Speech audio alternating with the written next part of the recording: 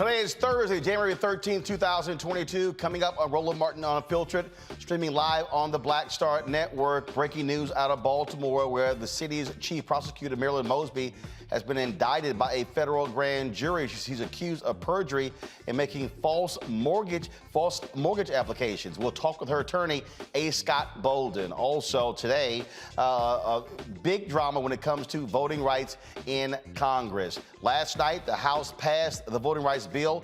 Today, President Joe Biden went to the United States Senate to implore and rally Democrats to support it. But before he even spoke, Arizona Senator Kyrsten Sinema put a dagger in his heart by saying she absolutely will not support any of the filibuster, but she supports the bills and saying it needs to be bipartisan.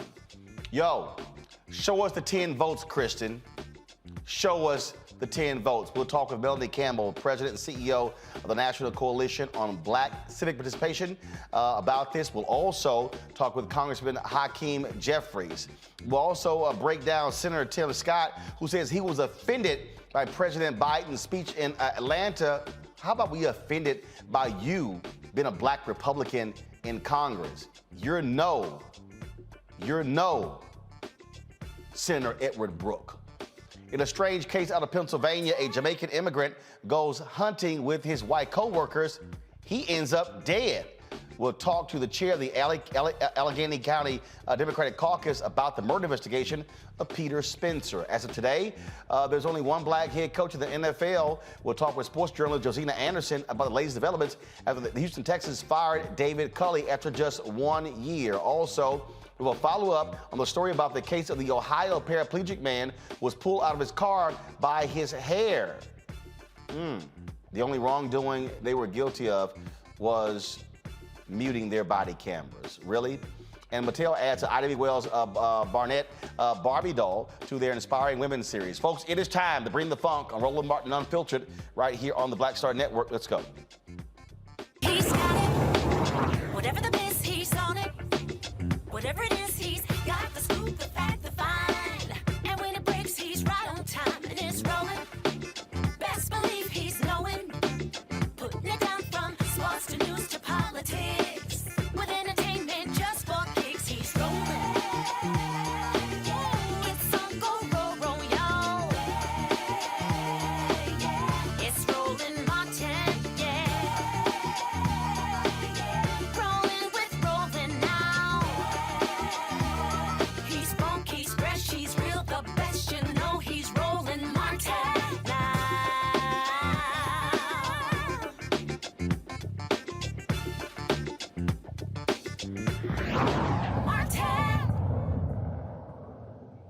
A federal grand jury has indicted Baltimore City State's Attorney Marilyn Mosby on perjury related to a COVID financial hardship withdrawal and a false statement on a loan application. According to the indictment, Mosby requested a one-time withdrawal of $40,000 from her city employee retirement account. The indictment states that Mosby had not experienced adverse financial consequences stemming from the coronavirus. How do they know? She's charged with 2 counts of perjury and 2 counts of making a false statement. Her attorney, A. Scott Bolden, joins us right now. Scott, the feds had been, we've had you on before, and the feds had been looking at all sorts of things, taxes and all kinds of different stuff. So I'm just curious, is her money, Exactly. Is $40,000 her money, and they are saying she didn't establish a hardship to be able to withdraw her money? Because they allegedly argue that her salary was not affected by that. But let me tell you something about that statute. That statute says if you've been affected financially in any way, and remember, Marilyn Mosby had businesses, if you will. And so those businesses were in the travel space, and they were affected by it, and her accountant urged her to take that money, and she took that money and built or bought at least one home, maybe 2 homes, with her 401k money that she had access to. Now, Marilyn Mosby, she didn't apply for a PPP loan. No, so she used her own 401k money. Right, she didn't go for a PPP loan. She requested her own money. Exactly.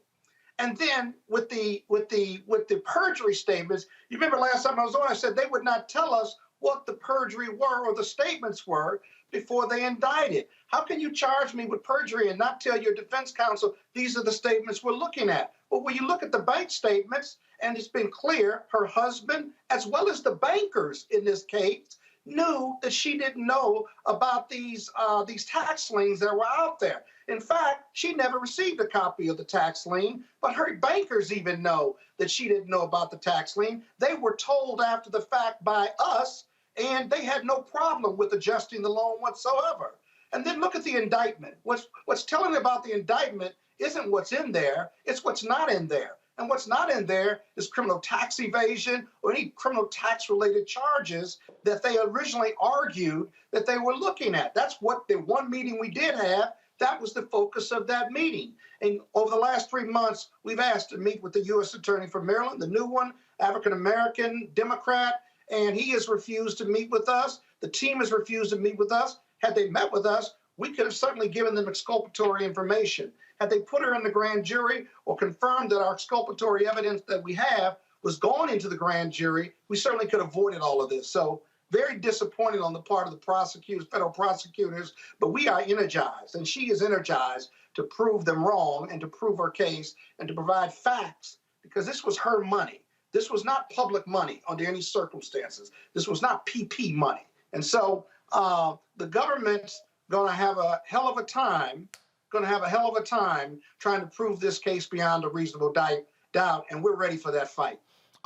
And last time you were on, the U.S. attorney who was leading the investigation, correct me if I'm wrong, didn't he give to her opponent in the last election? Not only did he give to both of her opponents,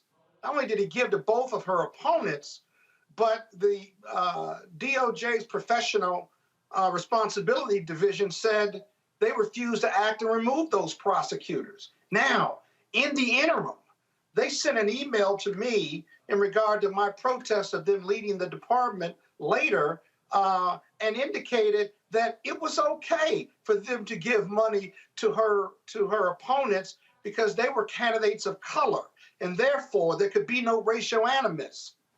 That's like saying I got a black friend, so I can't be a racist. But they put that in writing to me. They then tried to pull it back because they forgot to take me off the email chain. They were sending it to the U.S. attorney, and I told them, too late.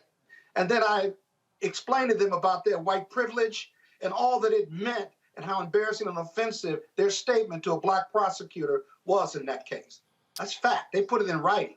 So again, they are alleging that she. So the perjury part. Obviously. So they're saying that she lied on a loan application.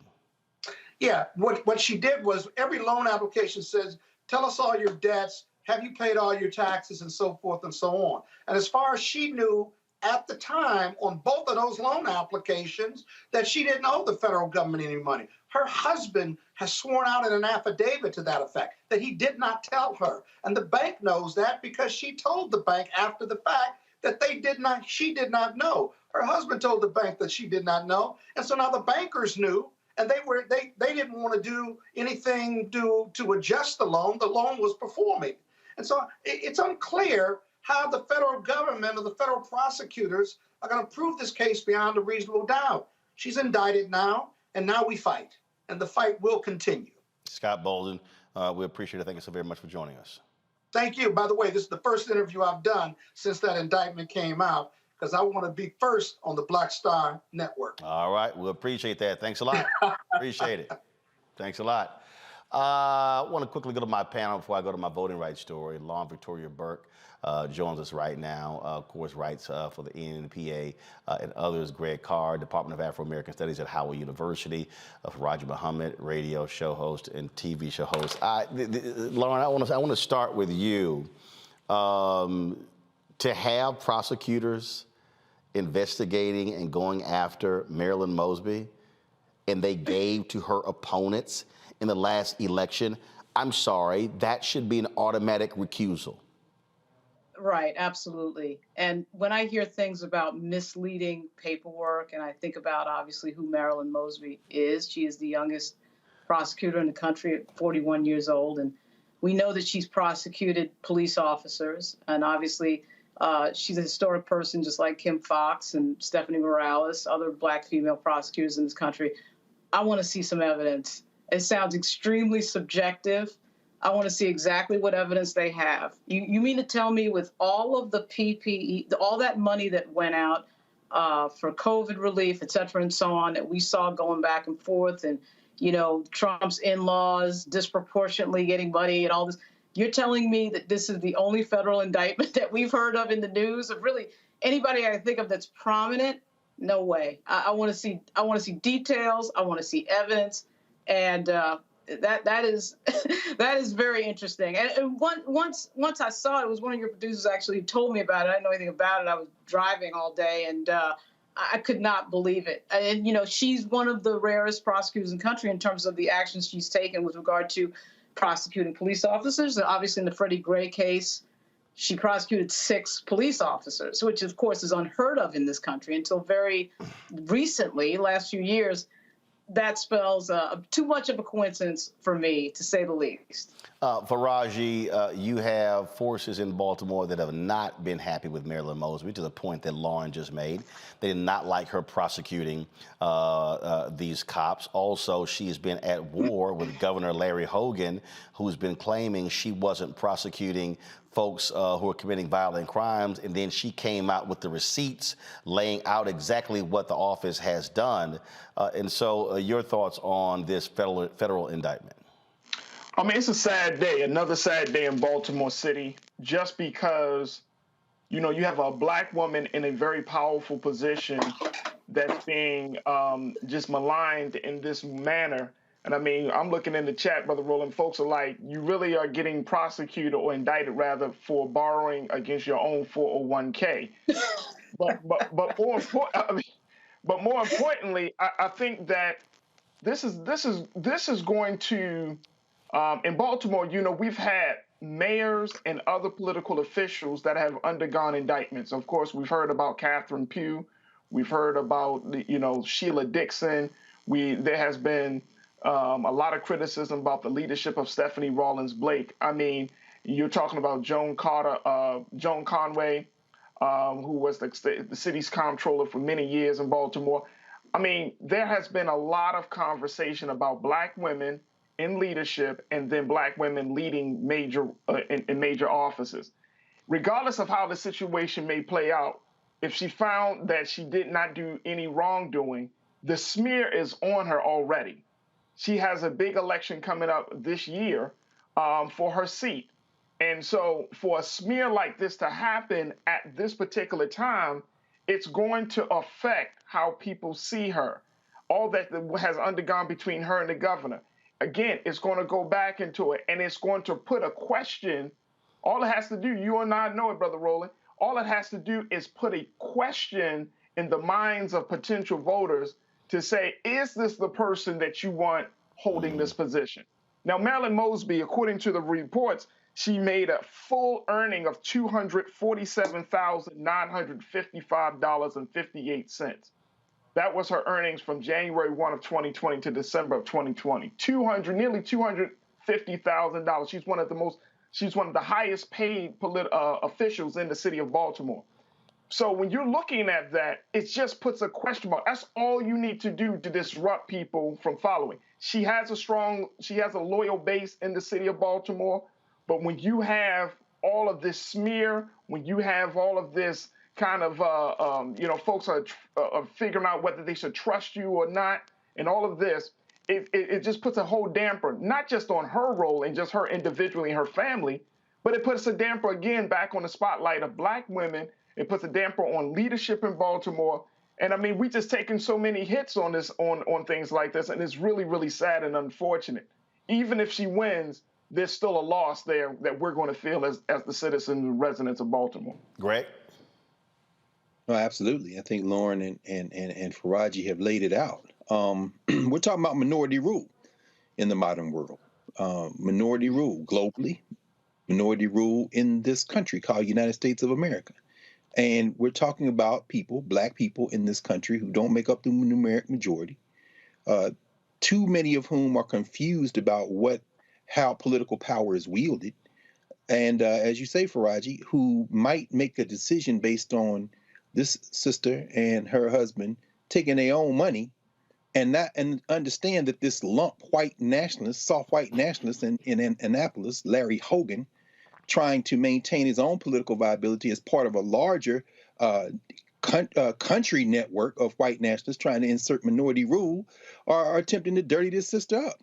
Unfortunately, here, in the United States in general, in Baltimore and in Maryland in particular, we don't have the numbers to do what Mia Moore Motley did, the Prime Minister of the new Republic of Barbados, which is called a snap election for the end of this month, to get ahead of the wagons that are circling around her, because she is a black woman on the global stage thumbing her nose at white supremacy, because the other nations in the Caribbean are starting to say, we want to be a republic too. We're going to get away from England. So before they can target her, she's got the power to call an election and cement her power beyond 2023. But Marilyn Mosby can't do that. She got a soft half of white nationalist in Annapolis who's got her in his political gun sights because he's trying to extend her power, and everybody knows that black people are hated. There's no news here. This is Marion Barry. There's no news here. This is every black elected official that you have. Derek Musgrove wrote a book about this a couple of years ago. They target them because white minority rule is not just a global enterprise, it's a local one. And unfortunately, imagine that, though. Imagine that. Imagine that. I'm thinking about Paul Robeson in The Emperor Jones, his famous line, "There's little stealing like you does, and big stealing like I does." The sitting governor of Ohio, in a story you're going to talk about in a minute, Mike DeWine, his son in the damn court of Ohio and wouldn't recuse himself. These criminals steal big, and then this sister can't even take her own money? Y'all go to hell. But then she got to pay Scott Bolden. This is a nuisance lawsuit. Well, what we're dealing with here, of course, and we talk about power. We see that happen on Capitol Hill when it came to voting. President Joe Biden went to Capitol Hill today to rally Senate Democrats to stand behind his call to get rid of the filibuster for a carve-out on voting rights. This is after last night where the House moved a voting rights bill. Well, prior to him even speaking, Arizona Senator Kyrsten Sinema went to the floor and said, "No go, I'm not doing it." We're going to play that in a little bit. I want to first, though, go to the leader of the House Democrats, Congressman Hakeem Jefferies, who joins us right now. Congressman, glad you could get us in today.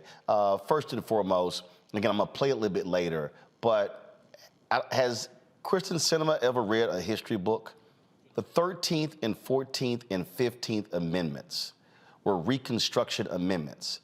The then radical Republicans said, we're not going to sit here and wait on these racist Democrats. We're going to pass these laws.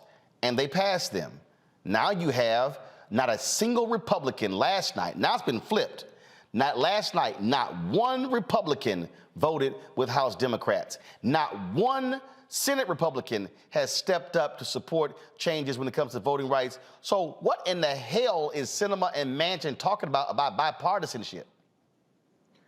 Yeah, it's a very good question, Roland. Always good to see you. And the challenge that we have right now is that the Republicans have decided, as a matter of electoral strategy, to engage in voter suppression. They've abandoned the notion of engaging in a contest of ideas, and they've concluded that the only way for them to consistently win elections is to suppress the vote. And that is why we are where we are. Because in the immediate aftermath, as you know, of the 1965 Voting Rights Act, voting rights was largely, as a matter of public policy, a settled question between Democrats and Republicans. It was bipartisan. The Voting Rights Act was reauthorized 4 different times in the nearly 5 decades since its initial passage. And every single time the Voting Rights Act was reauthorized and signed into law, it was done so by a Republican president. 1970, Richard Nixon. 1975, Gerald Ford. 1982, Ronald Reagan, of all people. 2006, George W. Bush. What happened? We might all ask. Some of us think perhaps it was the 2008 election of Barack Obama. Something changed in this modern-day Republican Party where they decided to walk away from voting rights as a bipartisan issue And hopefully, at some point, Manchin and Sinema will realize what all of us have seen and understand that the only way to proceed is the same way that the then radical Republicans proceeded when they passed the 15th Amendment guaranteeing the right to vote without a single Democrat, Dixiecrat, Southern racist, whatever you might call them, supporting that constitutional amendment. And it was the right thing to do, and it's withstood the test of time then, and it's the right thing to do now to proceed, even if that means just Democrats. As I listen to her talk, I would wonder if she was in the Senate in the 1960s, if she would even vote for the Voting Rights Act by saying, oh, if you got to have bipartisanship. I mean, no, we can't end the filibuster. Oh, my goodness, what happened with the ending of the filibuster that Senator Edward Brooke led when it came to paving the way to pass the Fair Housing Act, the 1968 Civil Rights Act? I mean, to me, what is so delusional is there's this notion that, oh, Democrats haven't made an effort to reach Republicans. The effort has been made. They don't care. They do not want this to happen because they see what's on the horizon. They see the changes. They are pissed off with what happened in Georgia. They are angry there are two Democratic senators from Georgia. They saw what happened in 2008 when then Senator Barack Obama won North Carolina by 14,100 votes. And what did the Republicans do in North Carolina? Immediately changed the voting laws, targeted early voting, targeted black voters, and a federal judges said, oh, that was laser-like precision, the targeting of black voters. So I'm sitting there like, what the hell world are these Democrats in the Senate living in by, oh, let's keep the filibuster, because if we're not in the majority in the future, this is gonna backfire on us. You about to guarantee you're not in the majority. You're correct about that. And Mitch McConnell's about as gangster a politician as we've seen in modern American history. And he will change that filibuster rule in a minute if it served his interest. And we know that because he's already done it. They changed the filibuster that did apply to Supreme Court justices, got rid of it, and as a result, stole two Supreme Court justices, one from President Obama that he held up until Trump became president. Then they changed the filibuster rule to elevate a Trump-nominated justice. And then they stole the Ruth Bader Ginsburg seat using the filibuster exception that they created to Supreme Court confirmations. It's unbelievable that you've got some folks that think that we should play nice while the other side is playing for keeps. And I keep reminding people, all of these laws being passed on the state level are being passed by simple majority. That's correct, and that's a very important point as well. So that they're passing voter suppression laws with a simple majority, often partisan lines, and we got some folks who, it's hard to understand. I think we just have to continue to make the case.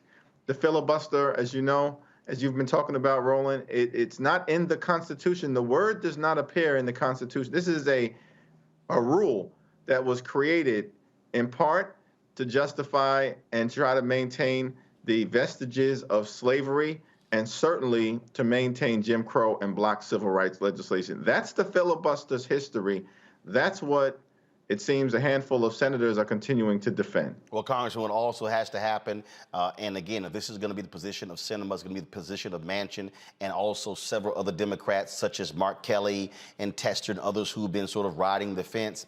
What it also means is, that means that we have these U.S. Senate races this year, North Carolina, with Sherry Beasley, Wisconsin, Mandela may very well win there. Whoever wins the nomination in Pennsylvania, those are three critical places. And of course, you got the races in Ohio and Florida. It's going to be incumbent to win, to me, 3 out of those 5 in order to negate the votes of these folks. And the reason I also support, and I hope Schumer goes through with this vote, we need every person on record to see exactly where they stand.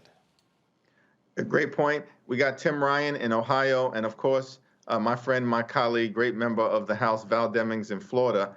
And, this is within reach if we can increase the Senate majority. And I believe we can do it You can't do it without energizing your base communities. But our civil rights heroes, the great John Lewis, Dr. King, others, they fought through turbulence. They fought through obstacles. When they came into a town, they weren't greeted with wine and roses. They were greeted with billy clubs and fire hoses. We can certainly fight through what we're fighting through right now and come out stronger on the other side. And that's what I'd encourage everyone to continue to do. And I know, Roland, you'll be right there leading the fight. Indeed. Congressman Hakeem Jefferies, we appreciate it. Thanks a lot. Thank you, Roland. All right, folks. As I was telling you, the nonsense that we heard today from Arizona Kyrsten Sinema was an abomination. Listen to this bullshit. I share the concerns of civil rights advocates and others I've heard from in recent months about these state laws. I strongly support those efforts to contest these laws in court and to invest significant resources into these states to better organize and stop efforts to restrict access at the ballot box. And I strongly support and will continue to vote for legislative responses to address these state laws, including the Freedom to Vote Act and the John Lewis Voting Rights Advancement Act that the Senate is currently considering. I support these bills because they strengthen Americans' access to the ballot box, and they better ensure that Americans' votes are counted fairly. It is through elections that Americans make their voices heard, select their representatives, and guide the future of our countries and our community. These bills help treat the symptoms of the disease, but they do not fully address the disease itself. And while I continue to support these bills, I will not support separate actions that worsen the underlying disease of division infecting our country. The debate over the Senate's 60-vote threshold shines a light on our broader challenges. There's no need for me to restate my long-standing support for the 60-vote threshold to pass legislation. There's no need for me to restate its role protecting our country from wild reversals in federal policy. It is a view I've held during my years serving in both the U.S. House and the Senate, and it is the view I continue to hold. It is the belief that I have shared many times in public settings and in private settings.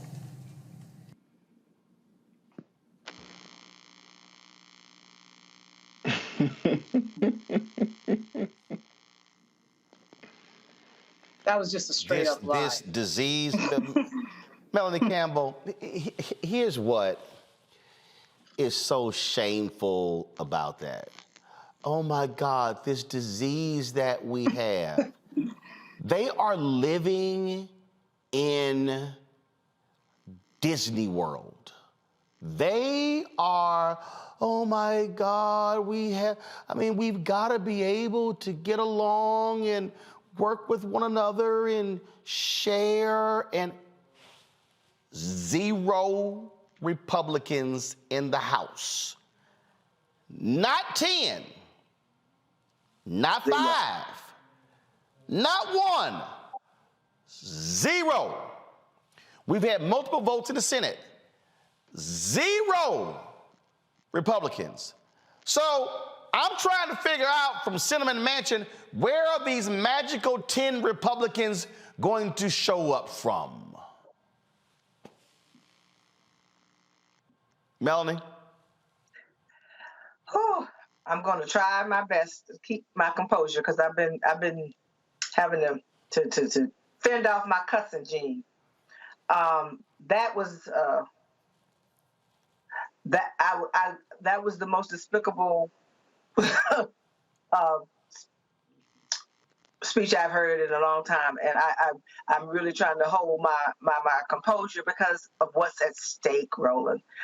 My thing is, if you don't support the party agenda, the party that you are a part of agenda, why are you a Democrat? That's the question I have. And what she did today shows us that we have a lot of work to do. And did it before Biden met with Democrats. It was downright damn disrespectful. So I'm quite sure he's not happy.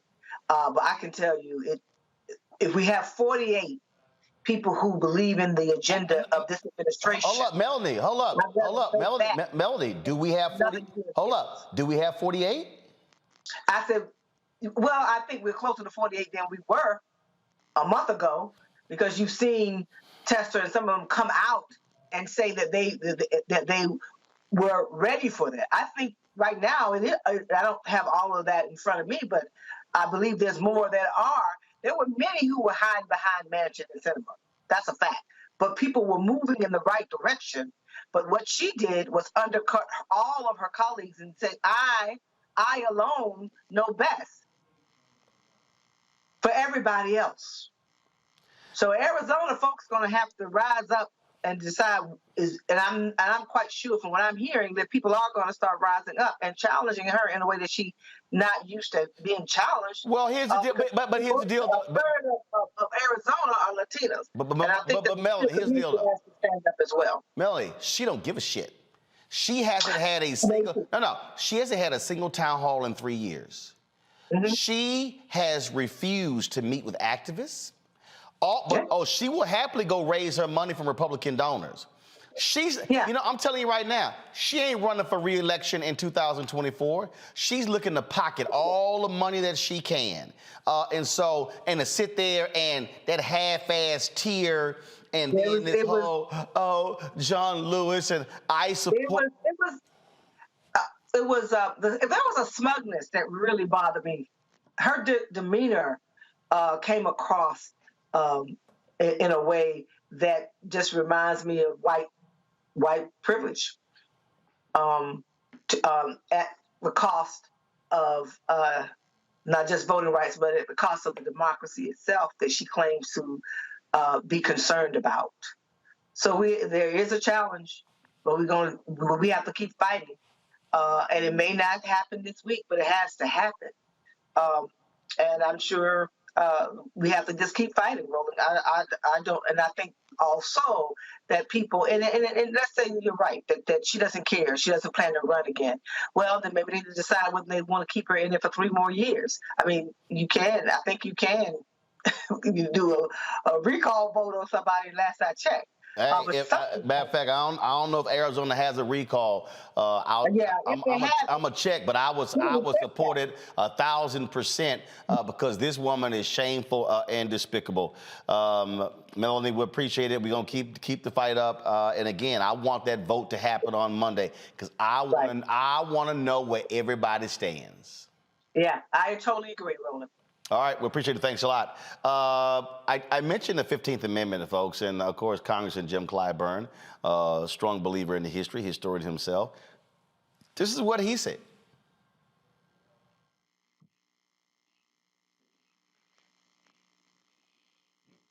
But it was the 15th Amendment. It took another amendment to the Constitution to give the newly freed slaves a right to vote. That amendment passed on a straight party line vote. Yes. So we take exception, grave exception, when anybody tells us that legislation cannot have credibility unless it is bipartisan. You're saying to us that the 15th Amendment is without credibility. So we're asking all of our friends, inside and outside the Congress, to be careful with that. That's not what history teaches us. And then, of course, you have Senator Tim Scott of South Carolina, the only black Republican in the United States Senate, the man who doomed the George Floyd Justice Act, lied about it. But yeah, I'm gonna say it, he lied. I told y'all, he lied. Oh, Democrats it was a bridge too far. They were asking that if the cops didn't abide, funds get cut. When he said the exact same thing a year earlier, and when I text messaged him, and when I brought it up to his staff, he has yet to respond. And I sent it more than once, and his staff has yet to respond because they know they were busted in a lie. He went on Fox News and had this BS to say after Biden's speech. We saw President Biden talking about voting rights and the legislation that he really wants to push through. As you heard me talking about a moment ago with your colleague, Senator Thune, he basically said that anybody who's not on board with this is equivalent of Bull Connor or Jefferson Davis. He also talked about getting arrested. And this is a reference he's made before during civil rights activity. Watch this. I did not walk in the shoes of generations of students who walked these grounds, but I walked other grounds because I'm so damn old I was there as well. They think I'm kidding, man. Seems like yesterday, the first time I got arrested. Anyway. What do you think about that, Senator? Martha, that is disheartening. And the importance of the civil rights movement can never be overstated. The fact that we have a president of these United States looking for a way to get laughs at a rally around lying to people about voting is just hard to digest. But as a Southerner, I'm offended. I'm insulted that he refuses to recognize the tremendous progress made by Americans, not by Republicans or Democrats, not by black folks or white folks, by Americans coming together to fight for the rights of every single man, woman to vote. How he missed the opportunity to shine the bright light on progress and instead use something that has been proven to be untrue time and time again, his being arrested. Yeah. It's just offensive to me as a Southerner, but more importantly, it's offensive to me as an American. We fought too hard, too long for the progress that he is denying. Hey, I just have a couple quick second, but I wanted to ask you one more thing because Senator McConnell said today, you need a, it really struck me. He said you need a driver's license and a vax card to go anywhere. As a native Texan, Senator Tim Scott, I'm offended that you are that clueless with what you just had to say. I'm offended, Senator Scott, that you are operating as a modern-day Isaiah T. Montgomery. Isaiah T. Montgomery was the black man who was the only person, again, the only one, who attended the Mississippi Convention in 1890, the Mississippi Constitutional Convention, where they voted to strip black people of the right to vote. And Isaiah T. Montgomery went along with it. Since that 1890, not one African American has been elected statewide in Mississippi as a result. And Isaiah T. Montgomery, come on guys, show it. Isaiah T. Montgomery goes down in history as being a traitor to black people in Mississippi. The problem that I have here, Senator Tim Scott, is you do not want to accept reality of what is going on. A moment ago, a Wisconsin judge ruled that drop boxes can't be used in Wisconsin for elections. Ohio Supreme Court, we'll talk about a little bit later, overturns the political gerrymandering districts. In Tennessee, they're trying to carve up Nashville because they want to take one more seat. They've already carved up Little Rock, Arkansas, disenfranchising black voters. They're carving up Oklahoma City, Oklahoma, to give them a further edge. Those are the things that are going on, Senator Tim Scott. And you won't even come to black media to talk about it. You've been invited. Oh, but you'll run to Fox News that we know who the white folks who watch them, but you won't even come to black media to discuss it. And again, Senator Tim Scott, you and your staff lied. You went on CBS's Face the Nation, and you said it was a bridge too far, that Democrats wanted to cut funding from police. Yet a year earlier, Senator Tim Scott, you yourself and your own proposal said that those who did not abide by the federal standards would lose funding. Your own deputy chief of staff was quoted as such. I sent it to you and your staff, and y'all haven't even responded. So you have absolutely no credibility on this topic. You are sitting there going along with what Republicans are doing, and then you talk about being in the tradition of Senator Edward Brooke, the first black United States senator since Reconstruction, you, Senator Tim Scott, you are no Senator Edward Brooke. It was Senator Edward Brooke who stood up to his own party and racist Southern Dixiecrats and fought for fair housing and fought for voting in the 1960s. He was a black Republican. It was Senator Edward Brooke who helped broker the end of the filibuster in the United States Senate that opened the door to the Fair Housing Act being passed. It was Senator Edward Brooke who understood what it means to be a black man in America. Oh, you know what it means to be a black man in America. But the reality, Senator Tim Scott, you are choosing political ideology over anything else. Oh, I get it. You desperately want to be reelected this year. You largely want to appease those white voters in South Carolina. You want to keep a Republican from running against you. That's why you buddied up to Trump. But even you know what's going on. You know it. You see it. You see the laws being changed in your state. You see what your own party is doing in North Carolina.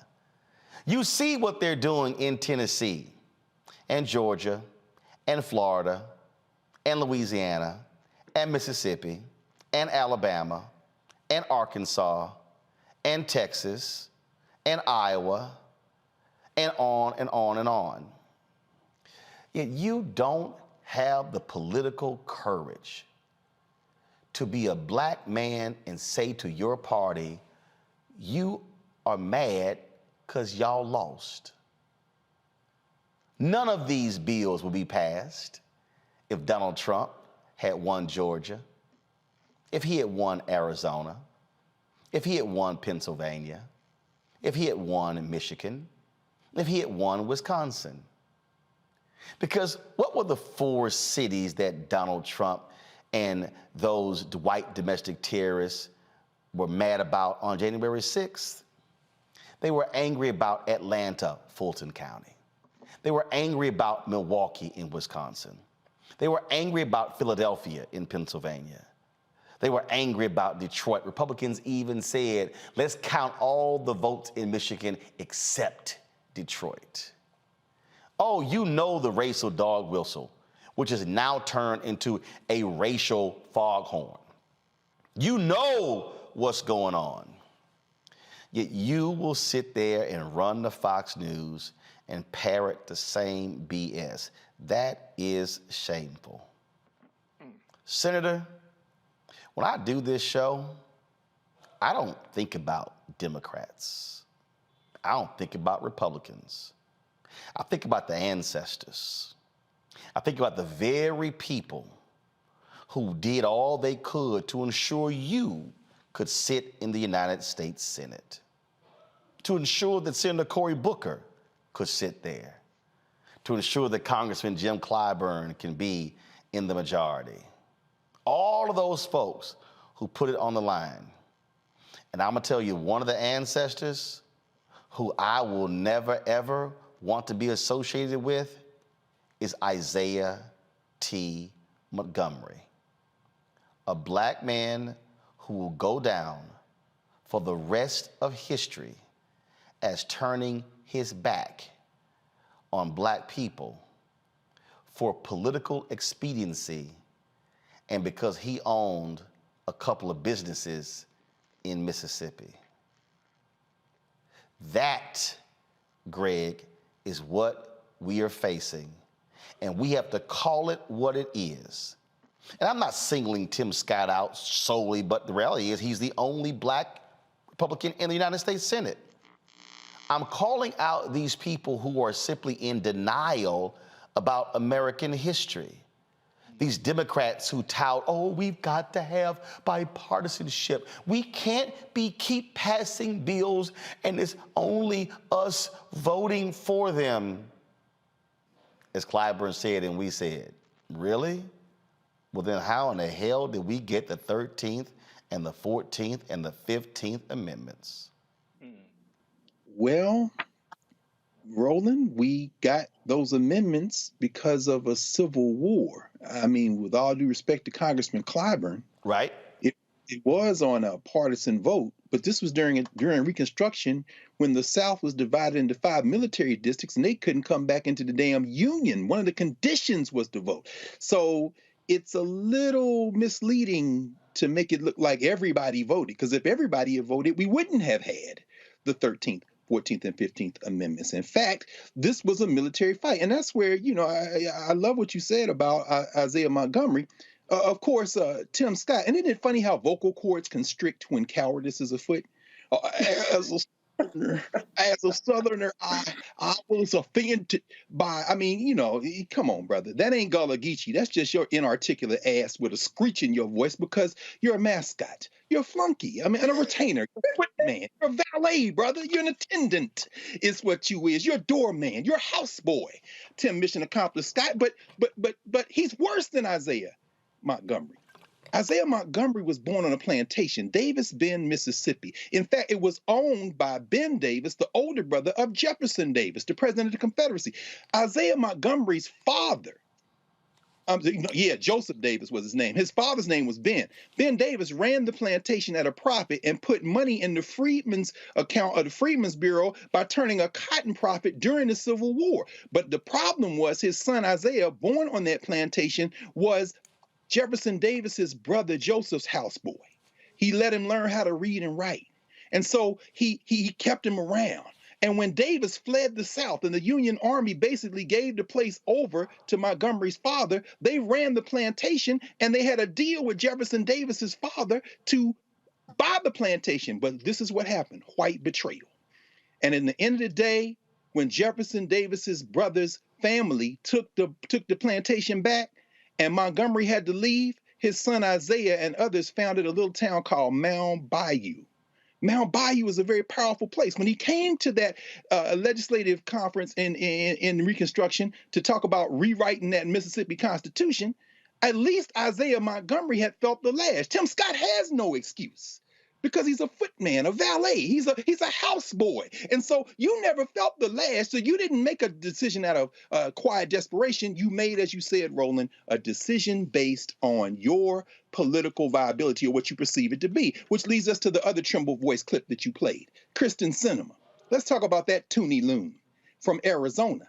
Arizona, where they have figured a way through gerrymander and redistricting and redrawing the lines to move from a 5-4 Democratic advantage in the House of Representatives to a 6-3 Republican advantage. Kyrsten Sinema, who had 59 billionaires. Forbes made a report in December. 59 billionaires contributed to her campaigns over the years. Only one of them lives in Arizona. A third are in New York, a third in California, and a third of the billionaires are in the financial sector and industry. As you said, she's pocketing profit. She too. You're a house girl. You're a valet. You're a foot woman. Meaning what? The Senate has been bought. But this is where it gets interesting. When they cement white minority rule, they think that the rest of us are just going to stand by and say, well, they stole it fair and square. I guess I'll keep saluting and serving in the military and take my L. Don't you know it's the end of your punk-ass country? Don't you know that the United States Supreme Court making these decisions undermines the question of judicial legitimacy? Don't you know that stolen elections are what lead to people fighting in the streets? You don't seem to remember the United States Civil War. The road to the Civil War was paved with disfranchisement, beginning with the fact that we were never allowed to participate. Now, Clyburn is right. If you're going to pass any legislation now, you know what's going to have to happen? We're going to have to knuck if you buck. It ain't but two sides. And stop trying to appeal these people. Stop trying to talk to them. There is no we. There is no we're better than this. There is no bipartisanship. They're human beings and enemies of our common humanity. And Sinema and Scott have been bought. And that ain't even black and white. Let them go off hand in hand together in a lovely interracial. Let it green. go. It's green. It's green. Lauren, what we're dealing with here is, again, we're dealing with a Republican Party that does not give a damn. They are completely in lockstep with Donald Trump. You got Lindsey Graham saying he's not going to vote for Mitch McConnell to be the speaker if he does not have a working relationship with Donald Trump. They do not care. And so you got these silly Democrats somehow thinking that this is still the United States of 1980 or 84, where it's George Mitchell and others where they all get along. No, that's gone. Yeah, I actually don't think that the problem is the Republicans increasingly. I think the problem is what Martin Luther King said in letter from a Birmingham jail, which is the white moderate Democrat. I don't know whether you saw it, but Dick Durbin actually criticized the president for being critical of Republicans. I think he went a little too far. Yeah, he went a little too far in comparing people who were against voting rights to segregationists and Bull Connor. Why was that a little too far, and why was Dick Durbin criticizing the president on that? So that whole thing of, when we look at these Democratic moderates or so-called moderates, Biden was actually one of them not long ago. He tried to, he was running on this idea of comedy between himself and the Republicans, and we had to get together on the filibuster. I mean, this whole thing about being against the filibuster for Joe Biden is a new thing that happened the other day. We just found this out because he had this same ridiculous idea that he could somehow, get together with the Republicans and figure out how to do this. They're against it. They're against it because, as Congressman Jefferies said, the whole rundown that Jefferies had with regard to Republicans who agreed with voting once upon a time was Nixon, Ford, I think it was Nixon, Ford, Reagan, Bush, right? Well, and then Congressman Jeffries says, well, what happened? What changed? Well, what changed was Black people started to take power. It started with Barack Obama. That's it. Then we saw Stacey Abrams almost win. It. Then we saw John Ossoff. Then we saw Reverend Raphael Warnock. We're seeing Val Demings. We're going to see Stacey Abrams again. We're seeing the Congressional Black Caucus. We're seeing the CBC as the largest caucus on the Democrat side in the House. Right. And we're seeing Black people take power, make decisions, get control. And I don't care whether we're talking about Justin Fairfax or Marilyn Mosby or any of these Black people who are in charge of decisions that just happen to hit an indictment, just happen to hit a political crisis, right at some key moment in time. Isn't it an amazing coincidence? But for a moment, let's just talk about the ones who did get elected or got close to getting elected. We saw Andrew Gillum almost get elected, very close. His race was closer. Lost about 30,000 votes. Exactly. It was closer than Abrams. It was closer than Beto O'Rourke. Right. He almost became the governor of Florida. We're talking southern states here. These are things that are historic. It marks the change in the demographics in this country. They know it. They see it. They're passing the voting laws to stop it. And Kyrsten Sinema and Manchin, at the end of the day, I always say to people, even though we talk about so many issues under our tent as African Americans, LBGT, et cetera, and so on, you're Black first. Well, they're white first. They understand who's going to be in charge if they, put pre-clearance back into play. They get it. Whatever Kyrsten Sinema is saying, it just makes no sense to me. She's getting pressure from her white constituents not to let this happen. That's what it is. Faraji, real quick, before I go to a break, this is what King wrote in 1963, April 16. First, I must confess that over the last few years, I have been gravely disappointed with the white moderate. I have almost reached the regrettable conclusion that the Negro's great stumbling block in the stride toward freedom is not the white citizens counselor of the KK or the Ku Klux Klan, but the white moderate who is more devoted to order than to justice, who prefers a negative peace, which is the absence of tension, to a positive peace, which is the presence of justice, who constantly says, I agree with you in the goal you seek, but I can't agree with your methods of direct action, who paternalistically feels he can set the timetable for another man's freedom, who lives by the myth of time, and who constantly advises the Negro to wait until a more convenient season.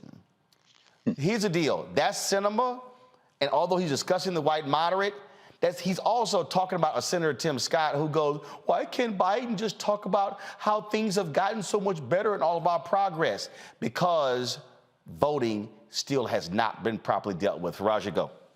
Real quick, just how are we still in a place where when we're talking about voting, which is supposed to be one of the greatest exercises of a citizen of the United States of America, why is that such a problem to make people accessible or have access to the ballot box?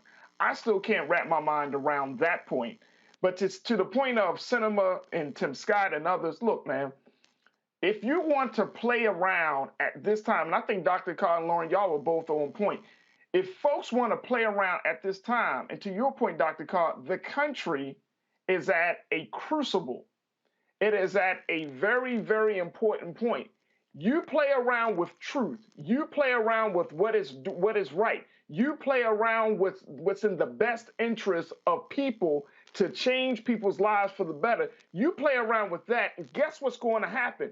You're going to reap what you sow.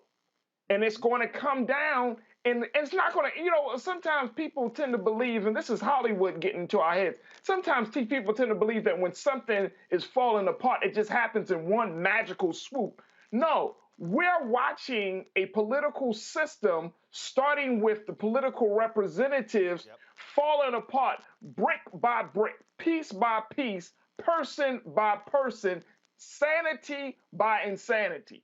And that's what we're seeing. We're seeing this thing falling apart in such a way, it's gotten to the point now that, we can't even, how many times have we come onto this platform, Brother Roland, on this show, and we brought up the fact of you can't believe somebody just said this. You can't believe they're trying to stop this piece of legislation. But the insanity right now that's in Congress, the insanity that's in the minds of the people of America, white and black, and we're just all over the place, but we're watching a whole system just falling apart. And this is the residual impact. This is the result of that you have discord, dissatisfaction, discontent, that you have people in confusion. You have leaders who can't lead and followers who don't know how to follow. We're just all over the place. And this country is going through a major, major shift. It's going through a major transition. We talked about it. Democracy is on the chopping block right now. And I don't care if you get more and more into it and people are like, oh, this is about power. You are absolutely right. This is all about power. And that's what it always has been about, which is why they fought the Reconstruction, which is why they had the Compromise of 1876, which led to Jim Crow, Great Compromise of 1877 following the election in 1876, which is why the exact same thing. I have said this consistently, and this is going to be the last point I make before I go to break and go to my next guest. This is very simple. In the history of America, black success has always been followed by white backlash. Let me repeat that for everybody out there who hasn't picked the history book up, who is so caught up in memes. I need you to understand, in the history of America, black success has always been followed by white backlash. Tomorrow, we're going to talk about an article that was written where all these white folks in Hollywood are now complaining about woke because they're now requiring them to actually interview black directors and black actors and black cinematographers and Latino folks working on movies. And so these people like said, oh, we can't find a job. Don't y'all understand? That was the exact same thing after Reconstruction. They're going to take our jobs. Don't you think that was the first thing they were yelling after the Civil Rights Movement? Oh, my goodness. See, what they said is, oh, okay, y'all can go to the park. Y'all can go to the swimming pool. Oh, hold up. Y'all trying to work here? Oh, no, hold up. Now, that wasn't part of the deal. That was always a deal. And so, absolutely. So for everybody who's about post-racial America, no. The election of President Barack Obama caused some white folks in the country to go, oh, shit, it happened. Right. Oh, damn. And it was a consistent targeting of, we cannot allow this to happen again. And that's why when many of us did not vote in the 2010 midterm elections, it opened the door and 16 state legislatures flipped to Republican control. That's how they got control of 31 governor's mansions. They got control of the House and the Senate. And then what happened? They then began to pass voter ID laws and voter suppression bills. Then you had the Shelby v. Holder decision, which was then upheld by the Supreme Court, and it all kept coming because they said, oh, we are going to lose power. All we describing y'all literally is the introduction to my book, White Fear, which is coming out this year. I'm trying to tell y'all, if all y'all black folks who's sitting here saying, man, I don't know, I ain't gonna vote, I'm telling you right now, hey, this is real simple. You don't have to vote. That does not absolve any Democrat running from not having an agenda. But what I'm telling you right now, trust me, go listen to what Steve Bannon is saying. They are executing a plan for minority white rule. And you better understand, they want to run that bad boy from the Supreme Court to the White House, to the Senate, to the state governor's mansions, to the state house, the state senate, down to the school board of education, to the county commissioners, to the city council, to the board of elections, because they're saying, we are not letting go of this thing. And what did I tell y'all in that movie, The Good Shepherd? When Joe Pesci said, we Italians got the family in the church. The Negroes, at least he didn't use Negro, they got their music. And he said, what do y'all people have? And he was talking about the white Anglo-Saxon Protestants. And the Matt Damon character said, we've got the United States of America. The rest of you are just visiting. You're watching Roland Martin Unfiltered on the Black Star Network.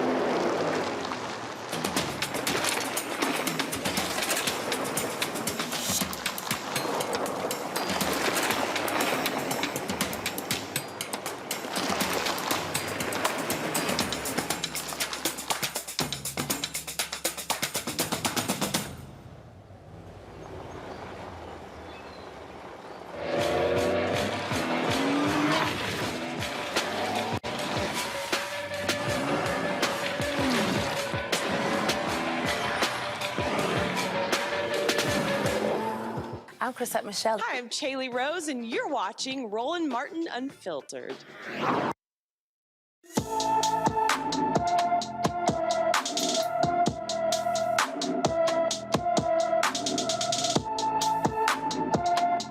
Taylor Young was last known to be driving his 2019 silver Honda Civic in Houston on December 9, 2021. The 25-year-old is 5 feet 11 inches tall, weighs 160 pounds, with black hair and brown eyes. He was last seen wearing a blue Billionaire Boys Club sweatshirt with gray sweatpants. Young has 2 tattoos on his right leg, the Tasmanian Devil on the front and the Fleur de Lure snake on the back. Anyone with information about Young's 2019 silver Honda Civic with the Texas license plate MDC 9387 or his whereabouts should call the Houston Police Department, folks. Missing Persons Unit 832-394-1840, 832-394-1840. Let's go to Pennsylvania, folks, where there's a strange story. A Jamaican family desperately seeks answers after their relative was shot several times during a hunting trip with co-workers. Peter Bernardo Spencer was reportedly shot at least 9 times in December. Spencer was dropped by his fiancée for a hunting trip with a colleague who reached out to him on Snapchat. A few hours later, the 29-year-old was dead. A 25-year-old man was taken into custody. 3 other individuals and multiple guns were found at the scene. but no charges have been filed. William Anderson is chair of the Allegany Democratic Black Caucus. He joins us right now. William, I'm trying to understand. He goes hunting, he ends up dead, and nothing? Nothing. And thank you, Roland, for having me on to shed light on this situation. You know, it's very tragic. And, you know, as you said in your former comments, that, you know, this is just what happens to Blacks in America. So on December 11th, Peter, he wasn't going hunting. He was going to the woods to hang out with some friends at, usually he assumed he was going to Nathan Meyer's mother's house. So his fiance usually dropped him off at Nathan Meyer's mother's house on several occasions, usually with friends. But on this occasion, she drops him off at it was either a cabin or a mobile home in the woods of Venango County. And this was very strange to her because, you know, it was such a desolate area that she couldn't even ping Peter's location once she dropped him off. So, okay, so is there an investigation? And who's leading the investigation? So allegedly, the Venango County District Attorney, his name is D. Sean White. He's in charge of the investigation and has been leading the investigation since December 12th, when Peter Spencer was murdered. And also, the PA State Troopers Heritage Affairs Department, which investigates hate crimes, is also involved in the investigation. But we haven't gotten any information on what they're doing, and it's been since December 12th, and there has been no arrest, no one has been charged or anything. Are state officials involved in this? I mean, are folks being interviewed? I mean, brother just goes out and ends up shot 9 times and dead. Has there been a ruling from the medical examiner? Have they ruled his death a homicide? Obviously. Yes, sir. The medical examiner of Venango County ruled Peter Spencer's death a homicide almost, I think, immediately.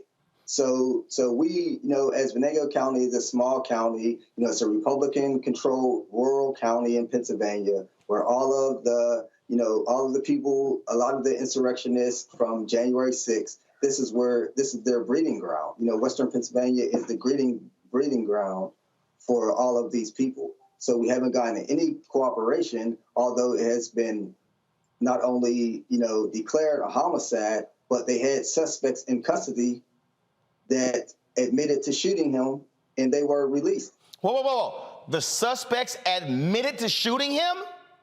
Yes. They said there was some type of altercation, and they shot Peter in self-defense 9 times, which in the Commonwealth of Pennsylvania, you know, you cannot declare self-defense, 1, if you can flee the danger, and 2, you cannot declare self-defense when you shoot someone 9 times. This young man was shot twice above his butt, 5 times in his back, once in his neck that went through his neck and broke his jaw, and once in his chest close range. And no charges have been filed against anyone since December 12th. This is outrageous. Were all 9 shots from the same gun? That we haven't gotten any information to be able to come to that conclusion because they aren't cooperating. They aren't giving the investigators, the attorneys, any information. They aren't giving the family any information, and they have yet to respond to our requests as the Democratic Black Caucus and the Black Political Empowerment Project for information. And the only help that we've gotten was from Chandy Chapman, our local reporter here, an African-American female on our WTA local station, was the only one to even investigate this and to help shine light on this. So we just thank you for, you know, giving us national attention so we can get justice for Peter. Has the family had an independent autopsy done? Yes, sir. And we not only have we had an independent autopsy done, but the autopsy was done by Dr. Cyril Wecht. And you know, Dr. Cyril Wecht is one of the most famous coroners in the entire world. So he completed his autopsy on January 3rd. And Dr. Wecht, in an interview on our WTAE with Chandy Chapman, told her that he'd never seen an incident like this in his entire career. when someone has been shot 9 times and shot in the back and no charges have been filed. This is absolutely crazy. Certainly keep us abreast, William, of what happens. Stay in contact with us. We certainly want to follow this story, but you don't get shot 9 times. And again, like, what was his fingerprints on any of the weapons? How many guns were recovered? First of all, how many people were on the scene? That's just absolutely crazy. Yes, sir. We know that there were at least 4 white men that were there on the scene. 4 white men on the scene with guns. There's an altercation, yes, and only one person ends up dead, and nobody else shot. Exactly. And they're walking around free. Yes, sir. They weren't. I don't believe they were in custody longer than an hour. This young man is dead. His family has gone through the holidays and have to restart their life. And I just want to reiterate that this young man was not an American citizen. He had only been in this country since 2013, seeking the American dream. Has the Jamaican embassy demanded, because, obviously he's a Jamaican national, have they demanded the federal authorities get involved? Yes. So we had a Zoom meeting with 20 members of the Jamaican government yesterday from all over the country. And they are outraged in this. And the prime minister will be making a public statement demanding that America be held accountable for this, because America owes Jamaica a life, right? This young man was 29 years old. His future was bright. He came to this country, seeking the, Purple Mountain's majesty, amber waves of grain, all these things that our anthem, promises the world. And he came here in his life. He's been here for 8 years. And his life is over. Who has the family hired to be their attorney? They've hired. I don't know the attorney's name offhand, but I can get that to you. And they're going to get a team. They're going to have a team of attorneys to represent him, because no one attorney is going to be able to handle this. Got it. Because, like I said, this is pre-Jim Crow. Got it. William Anderson, I certainly appreciate it, man. Thanks a lot.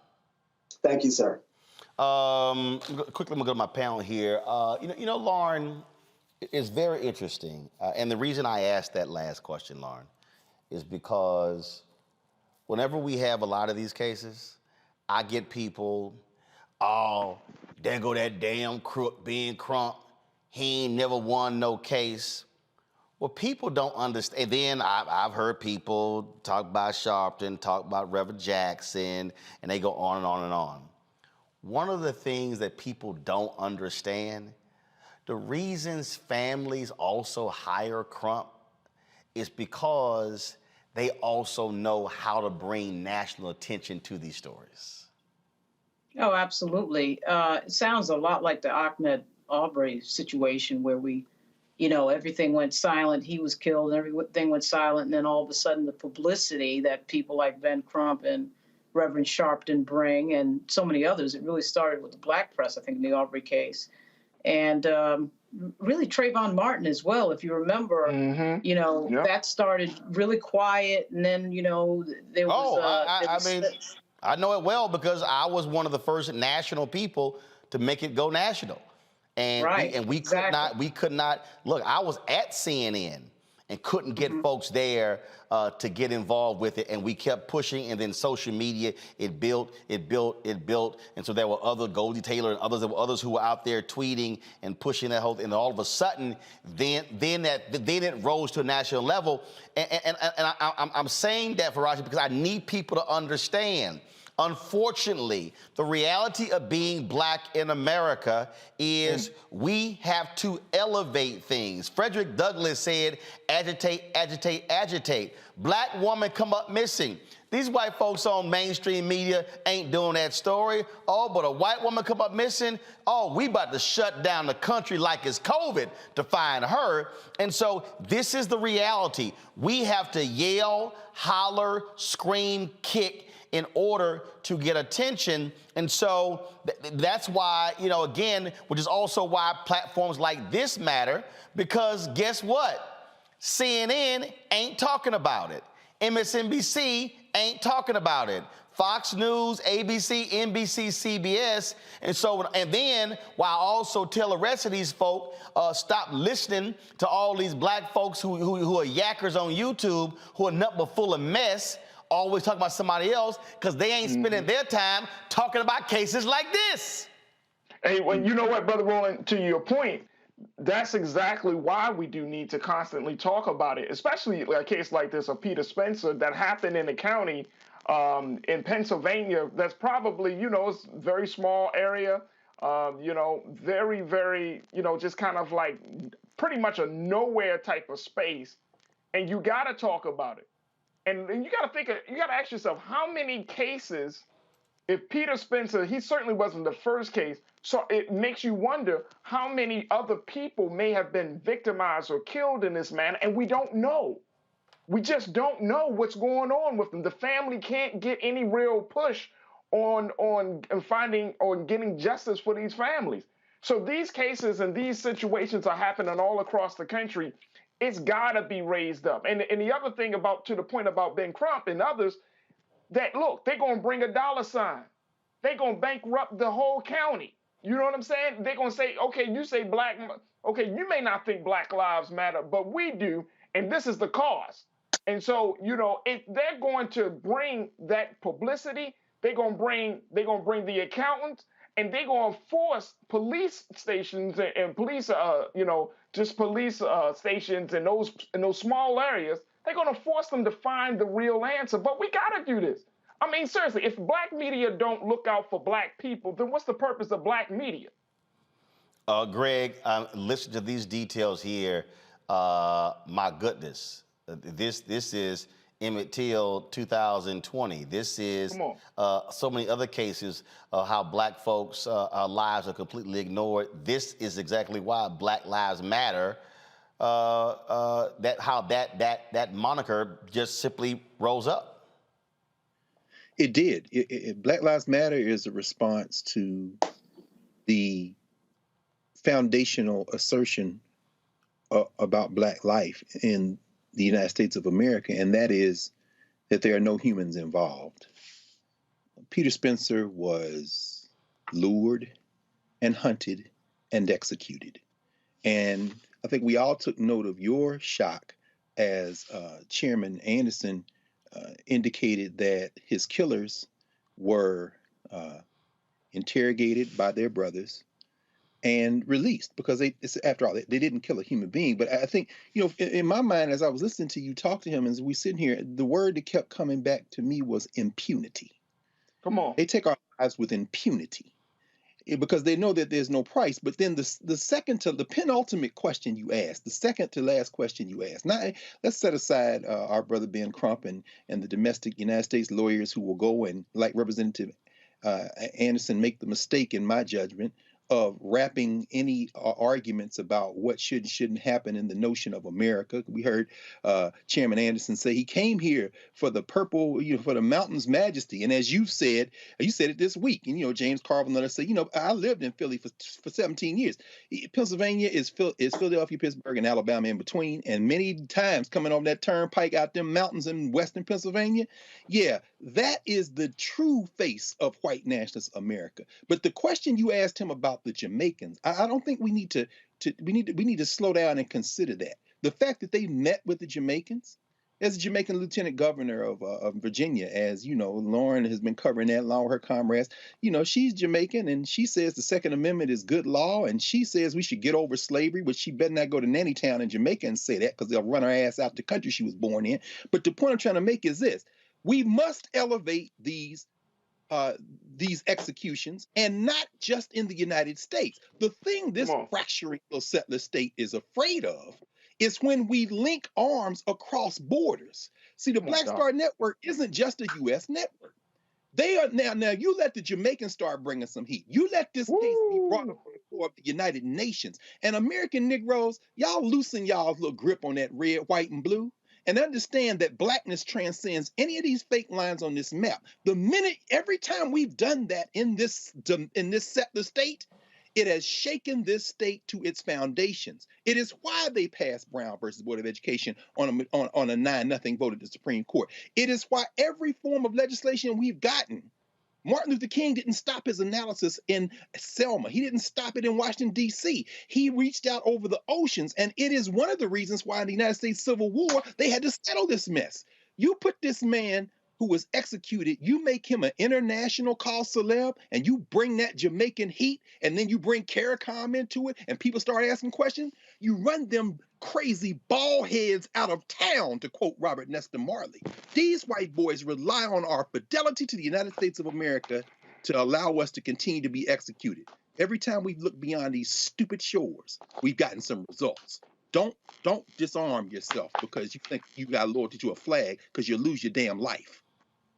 I'm going to, we had, of course, when I was at TV1, we had the Jamaican ambassador to the United States on our show. I'm going to reach out to her to find out about this. I'll be very interested in getting her perspective. And it also, it might mean doing a town hall in this town, reaching out to the African Americans there, putting a Robo-mobile on the road, heading to Western Pennsylvania, because certainly some attention should be cast on this particular story here.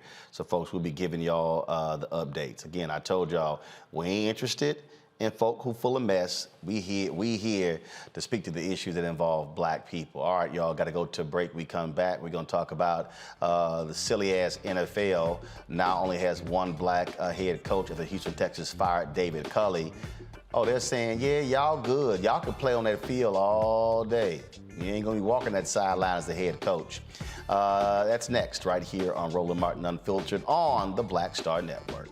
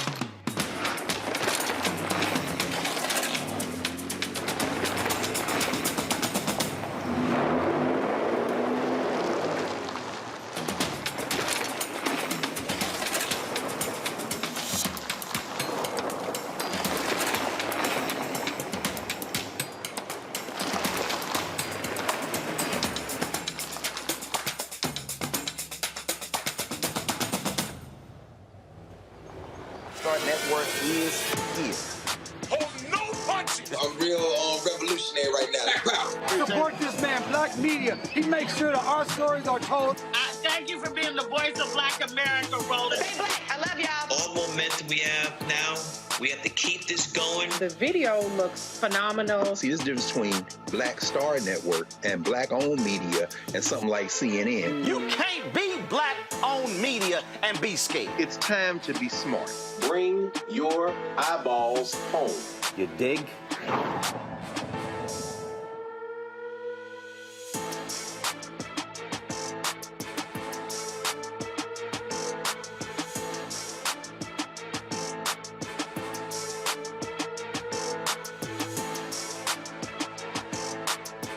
Hi, I'm BB Winans. Hey, I'm Donnie Simpson. What's up? I'm Lance Gross, and you're watching Roland Martin Unfiltered.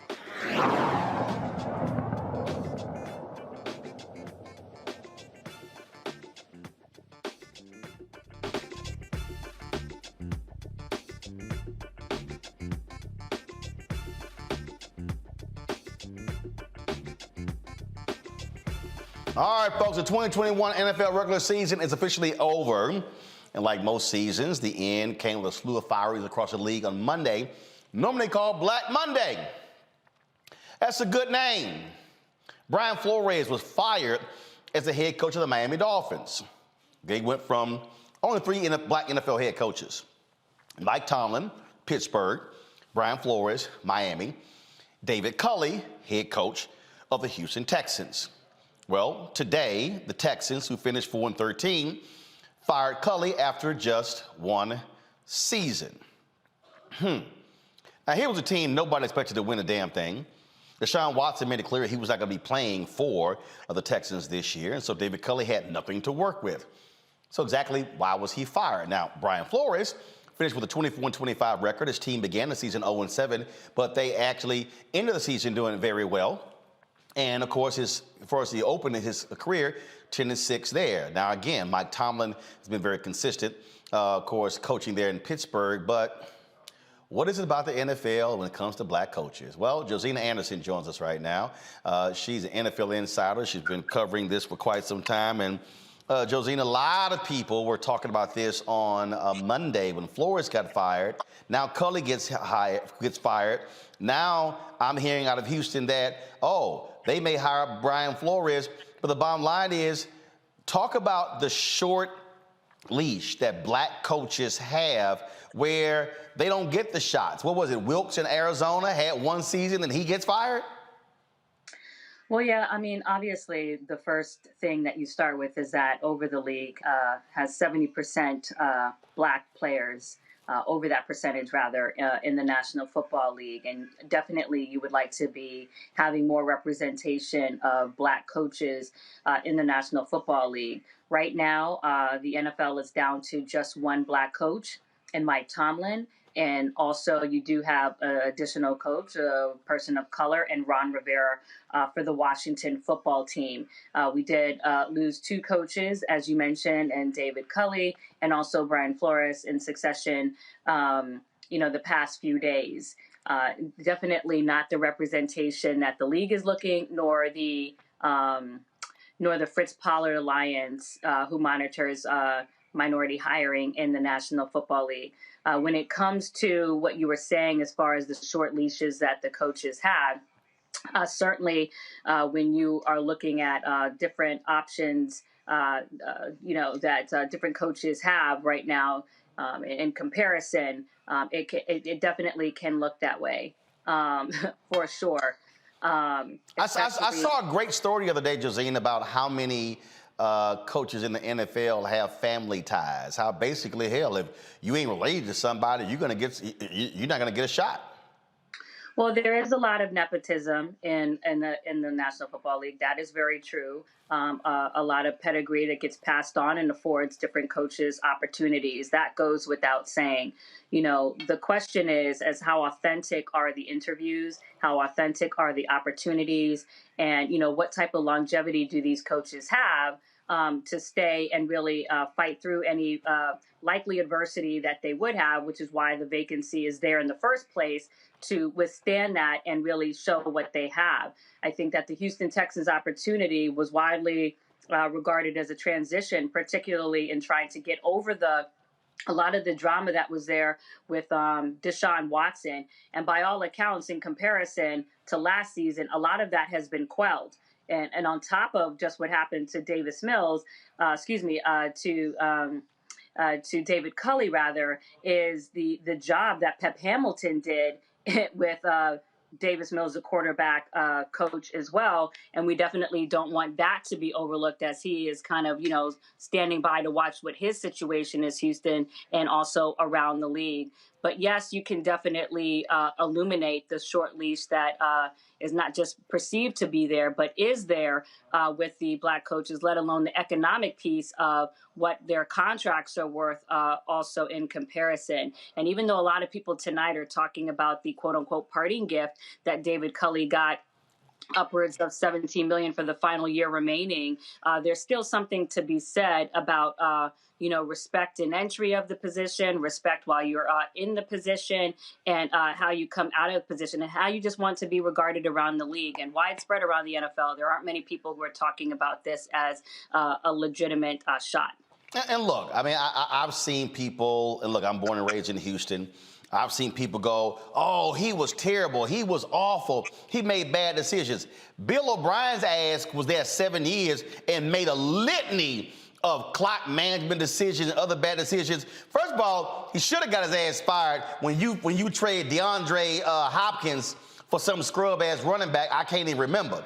Okay, so so it's like, oh, and so Cully wasn't on anybody's list. Who says he's not a better head coach in the second year? But for him to get 1 year on a sorry team and get fired by the same three people, Cal McNair, Nick Caserio, Jack Easterby, who hired him, which one of them should get fired? Well, here's the thing. I mean, obviously, just like with any job, right? Every club or any job, really, they have the right to make their staffing decisions.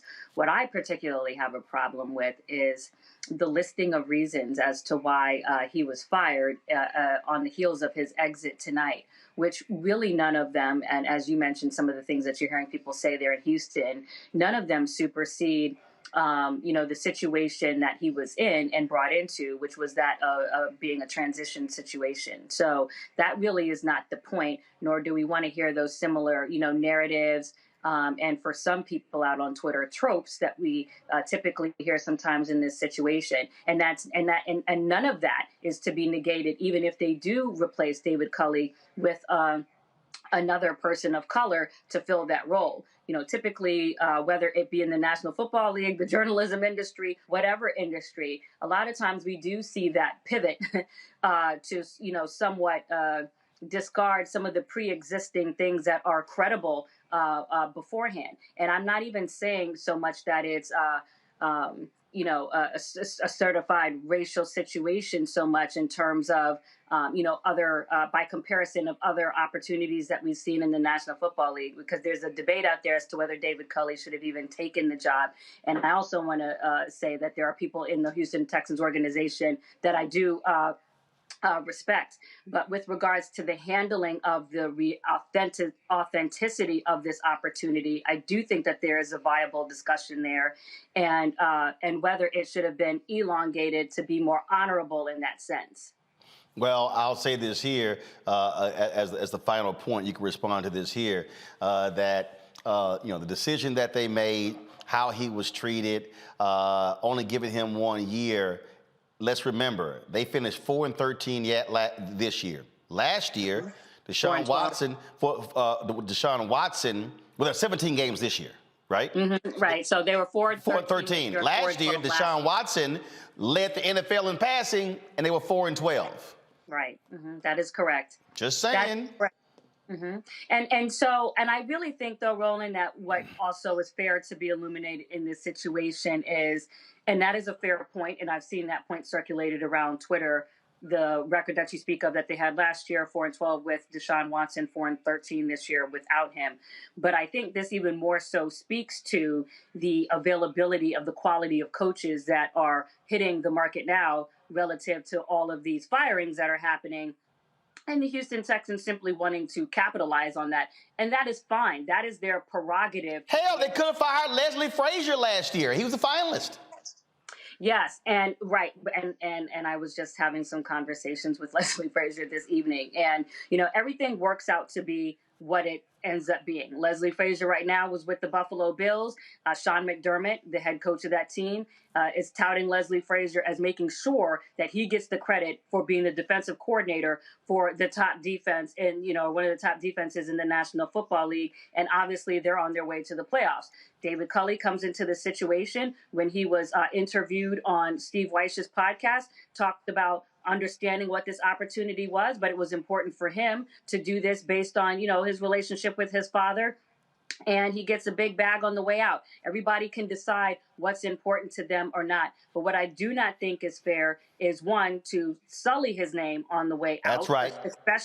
Especially given what the reality of the situation was, and for us to be truthful about what the situation was. That's it. That's it.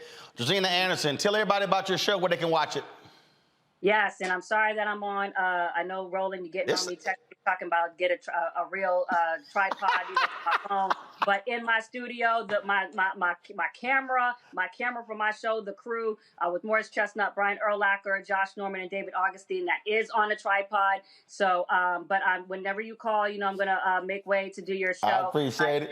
Everything that you're doing, building this network and representing the Black voices, everything that you're doing in terms of being an example for someone like me, and showing the importance of Black ownership and building out this network. So kudos to you for being that example and continue on. Well, every time I'll support you in what you do, and everybody watching, this ain't the first time I've talked to her about technical stuff. We've had other conversations about backdrop, lighting, cameras, all this sort of stuff. So that's what I do. Josina, I appreciate it. Thanks a lot. Love you too. Bye. Love you. Thanks a lot. See, I want to go to my panel here. The thing that's interesting here for me, Faraji, that people, first of all, I'm going to do this here. This is David Culley. He spoke, the season ended on Sunday. He's talked to the media on Monday. Listen to this. How did this experience challenge you as a leader? I'm sorry, Brandon. How did this experience as a first-year head coach challenge you as a leader? Did you learn anything about yourself, and what do you feel like you improved in? Brandon, I knew there were going to be challenges when I first came here, and again, I've told people this, and not in a negative way. If everything was all right before I got here, I wouldn't be here. So the point was, I knew going in there were going to be things that I'd have to deal with. And that we dealt with, and I felt like, again, because of my experience that I've been with some very good head coaches, have gone through some things that were similar to this when we were building the program, and those things helped me along the way. But there wasn't anything that I think that happened during the course of the year that I haven't seen happen before, or something similar that I kind of had an idea of how I wanted to deal with that, or how I should deal with that. So Faraji, here's what I find to be interesting. I've been looking at all these comments, even from Houston Texans fans, and I've been seeing, oh man, he made all these mistakes. He was a wide receivers coach. He had never been a head coach. He had never been an offensive coordinator. He wasn't on anybody's list to be a head coach.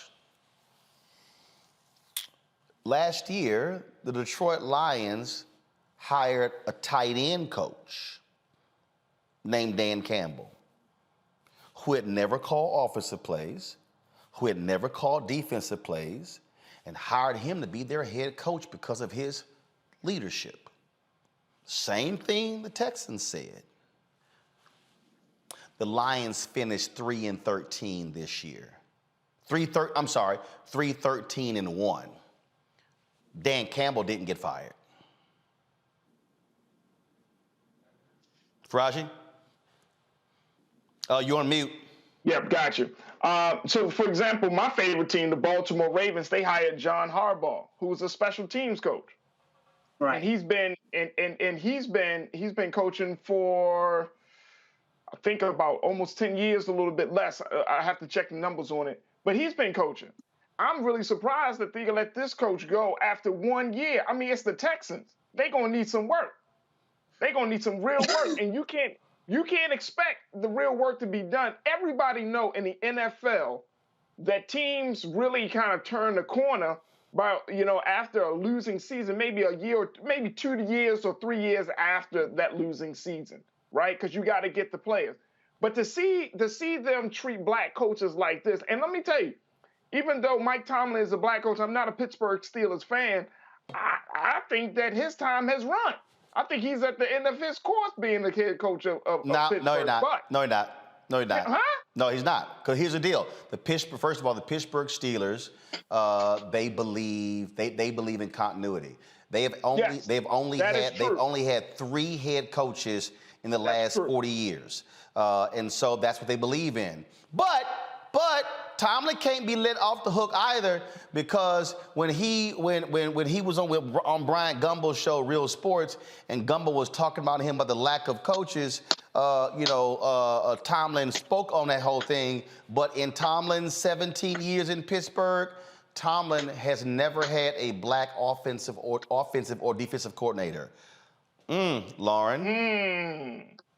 Yeah, so to me, the whole thing is just plantation. I mean, it reminds me of the music business. It's Black talent, white money, And what world do we live in where you have a league that's 70% black? 70% of the players are black, and you have one black guy standing on the sideline that can call himself the head coach. What world is that? So you know that all these players who've been retiring all these years, I can't even remember a time where this league was less than 70% black, but if all these players are eligible for coaching, et cetera, and so on, that know this game, and you have one black head coach. At no time should you have one black head coach, but the NFL taught us all we needed to know with the Kaepernick situation. That was pretty much the total thing that we needed to know there in terms of what these white owners think about black male individual thought, because they're fine with you as long as you're making money for them. And they're fine with you as long as you shut up and play and shut up and dribble. Whatever it is that it takes to get them richer is all good. The minute you turn into an individual person who is thinking and saying things and standing up for self and being a person in full, then it's a problem. And that's why there is not more head coaches on that side. As somebody who's a New York Giants fan, and I do pay attention to the Washington Football Club, we just watched Joe Judge get canned. Joe Judge was an absolute disaster. As somebody up here in Northern Virginia and Washington, D.C., obviously we've watched Jay Gruden, which was a disaster. We watched Jim Zorn, who was a disaster. Jay Gruden's big thing was to, get mad at RG3 all the time. And, the reason he was there is because his brother was a good head coach. He was sort of laughable. We watched for years Jeff Fisher, who was a disaster. Oh, my God. They swore Jeff Fisher was this unbelievable head coach. He sucked. Right. That's right. And that one alone would tell you that you can be an incompetent, mediocre person as long as you're not black. That was crazy. That was absolutely crazy. But to me, I can't think of a situation where you have all these professionals in a particular sport, 70% of whom are black. These are the people who bring the gate, that bring people into the, that bring fannies to the seats and get people watching and get your TV contracts. And all the white folks are making the money on the sidelines. Same thing with college sports, which is another complete ripoff, where black people should be making the money. But it's the same thing with TikTok and everything else. It's like, we bring the cool, we bring the money, we bring the people, but we somehow get screwed when it comes to the moment when the money has to be made and when control has to happen. It's just an incredible thing. Greg, I'm sure there are some folks who are watching who are like, yo, man, that's the NFL. We got to stop watching. Got it? Take it. But what I need people to understand is that when we have these conversations, you can just take NFL and remove that and then put in NCAA. And then you can just remove NCAA and then you can just slide in Wall Street. You can just take out Wall Street and just slide in Silicon Valley. We're talking about systems. Troy Vincent, who is a former NFL player who works for the NFL, gave an interview this week where he was critical of how black coaches are being treated, how they get short tenures. And people go, oh my God, Troy Vincent, he works for the NFL. Let me remind people who don't quite understand this whole thing, Greg. Roger Goodell is the commissioner of the National Football League, makes like $50 million a year. He does not run the National Football League. Roger Goodell is an employee. He does not have sole authority. There are 32 owners of the National Football League. Mm-hmm. And so when we talk about what's the problem with hiring black coaches, it's not an NFL problem. It's 32 owners. It's 31 white men and one Pakistani American in Shahid Khan, who owns the Jacksonville Jaguars. I need everybody to understand. While folks are running around with their jerseys and, oh, that's my team. No, it's not your team. Right. It's the team of 32 billionaires. They sign off on who is the head coach. In the history of the NFL, if I'm correct, let me look up. I just want people to understand how many. And I think the answer is 0. How many black NFL presidents? See, I want everybody to understand hierarchy. Let's see here. Jason Wright, my apologies. Jason Wright, who came on this show last year, when he was named president of the Washington football team, he became the first African-American ever to be the president of the team. Wow. Owner, president.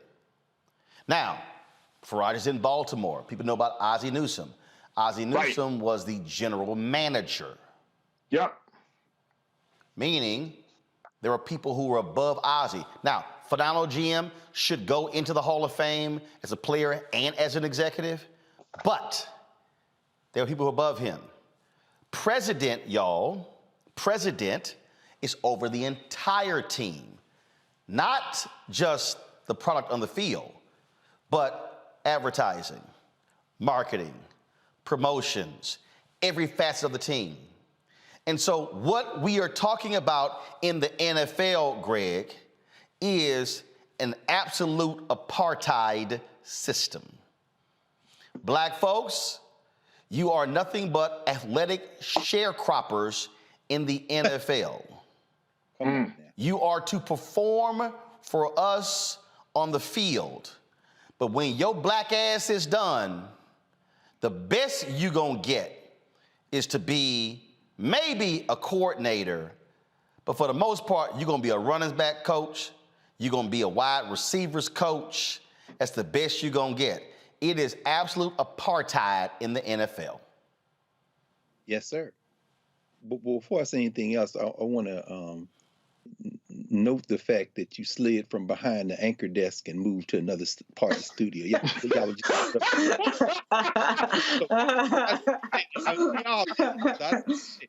well, we got space, so I figure I ain't just want to stay seated, because I thought about going to the green screen, then I thought about going to the stand-up position with the Black Lives Matter in the background. So I want to go ahead and hang out here with James Baldwin, Mr. B, and Ida B. Wells Barnett. No question, especially with Josina Anderson coming on. And then talking football, I had to have, of course, right here. This is just so y'all know what's on the set. That's when Grambling won the 2016 national championship. They gave me that football. And, of course, y'all see what I got over here on the shelf. These are the Colin Kaepernick Nikes he sent me right here. So I got these here as well. So I wanted to have that as the backdrop. Okay, Henry ain't gonna zoom in, so let me go ahead and manually zoom it in. So y'all see these are the Kaepernick specials right here. So go ahead, Greg. No, actually, now you and your crew run a tightly scripted show, but I swear, y'all, we did not coordinate this. When you mentioned Grambling, Hugh Jackson, who's one of those cats who got his throat cut a couple of times, and Colin Kaepernick, therein lies the point of entry for what must be done. LVB laid it out. You laid it out, Lauren. This is a capitalist show and it's a circus. And you said it, Roland, that this is apartheid, and we know when pressure is being put on. And the metaphor was perfect. Can't argue with Roger Goodell. You got to deal with his owners any more than you can argue with Tim Scott or Kyrsten Sinema or Cosplay Coal Mine and Joe Manchin. You got to argue with their owners. And when we see their owners threatened, is when we see movement. Now, what I would have asked Josina Anderson is, what would it take to get movement? Quite frankly, I had to look up the fact I didn't know that the Texans had a black coach, and I didn't know the Dolphins had a black coach. I don't know any of the records for the NFL over the last several years, because when you held those shoes up with Colin Kaepernick, that reminds folk that some of us said we would never watch the National Football League again. I don't follow the scores. I don't know who's in the playoffs. I just learned from y'all that the Bills are in the playoffs. I could give, well, that's not true. I couldn't give less of a damn. But here's what happened. My little whatever makes me feel satisfied and gives me more time to do real work and this kind of thing. It doesn't have any impact on them. If enough of us did it, it might, if we reflect back to when folks start taking the knees and Donald Trump said, get those sons of bitches out of here, and black folks started rumbling, it scared the living shit out of those owners. And even Jerry Jones was on both of his knees in Cowboy State, because please, Negroes, just at that moment. But guess what? They were able to put it back in the box. Now, the bridge you built with the NC2A, I think that is the perfect point of entry, because what's being talked about now off camera, what's being talked about now out of the earshot of the press, is the fear of a slave rebellion at the NCAA level. Why? Because Deion Sanders, that's cute, till you start raiding the top recruits. And that's still kind of cute. We can still kind of play along with you unless you get too many of them. And wait a minute, did some of them go to Eddie George at Tennessee State? Wait, did Hugh Jackson get some at Grambling? Wait, what the hell's going on? At that point, you see a rematch of what they tried to do with Rich Paul and LeBron James a couple of years, which is collude between the NC2A and the NBA to shut this slave rebellion down. The only way the NFL is going to change is when we force them to change. And quite frankly, we're not going to force them to change, because we are too heavily invested in things that are comfortable. So the NC2A might be the level we need to focus on, because this last thing I'll say, the difference between the NC2A and the NFL is the NC2A and HBCUs are nominally black controlled. And fans don't care. A lot of fans do, the racists or whatever, but we won't care if Grambling is playing in the Celebration Bowl in Atlanta against North Carolina. Well, it won't be North Carolina A&T. They leaving the league. South Carolina State or whoever, or Jackson State is playing against. We don't care. In fact, we would probably prefer that. Alabama and Georgia, full of black players in two states where the white nationalists run supreme, and ain't never one of them Negroes on the University of Georgia Bulldog roster stand up and say no voting rights, no playing.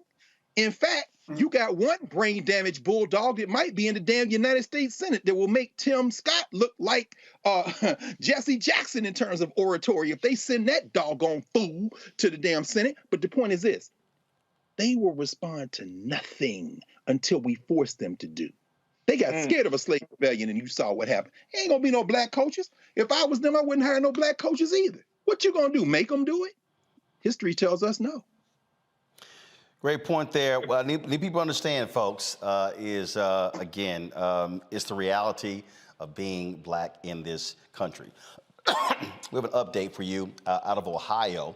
An internal probe clears 2 Dayton police officers caught on camera pulling paraplegic driver Clifford Owensby out of a car by his hair during a traffic stop. Department officials say while pulling of Mr. Owensby's hair may have been visually offensive to some people, the act was on the low end of the force spectrum. The police department's investigation did fault the 2 officers for muting their body-worn cameras during parts of the stop. I have said numerous times on this show, Lauren, you touch that camera, your ass should be fired. Yep. You mute it, you turn it off, or you don't turn it on, you should be fired. Yeah, obviously there's a consciousness of guilt issue with regard to fooling with the camera during an arrest. It indicates that you, of course, want to hide something or, leave something out of the interaction, which makes no sense if police are arguing that, people are resisting and, there are good reasons for there to be a use of force. Well, if that's true, then why would you mess with the camera? Faraji. I mean, you know, if you said it's on the low end of forceful tactics, and I mean, look, we're starting to see police departments across this country really kind of pushing back. It's very slow in the pushback, but there is some pushback. But when you see this type of situation happening again and again and again, I mean, again, we have to amplify it. That's why we have this station. That's why we have this show, because we have to amplify when the wrongdoing is happening. And I'm in agreement with you, Brother Roland and Lauren, that if you turn off your camera, if you fondle the camera, if you do anything with the camera that impedes the camera from functioning properly and recording the whole scenario, then you should automatically get fired. There should be no ifs, ands, or buts about it. Greg? Yes. The patter-rollers cleared by their brethren again in Dayton. What was Clifford Ormsby's crime? He was parked for too long a time. Then he decided that he was not going to get out of his car. So once they said that, he was not compliant. He escalated.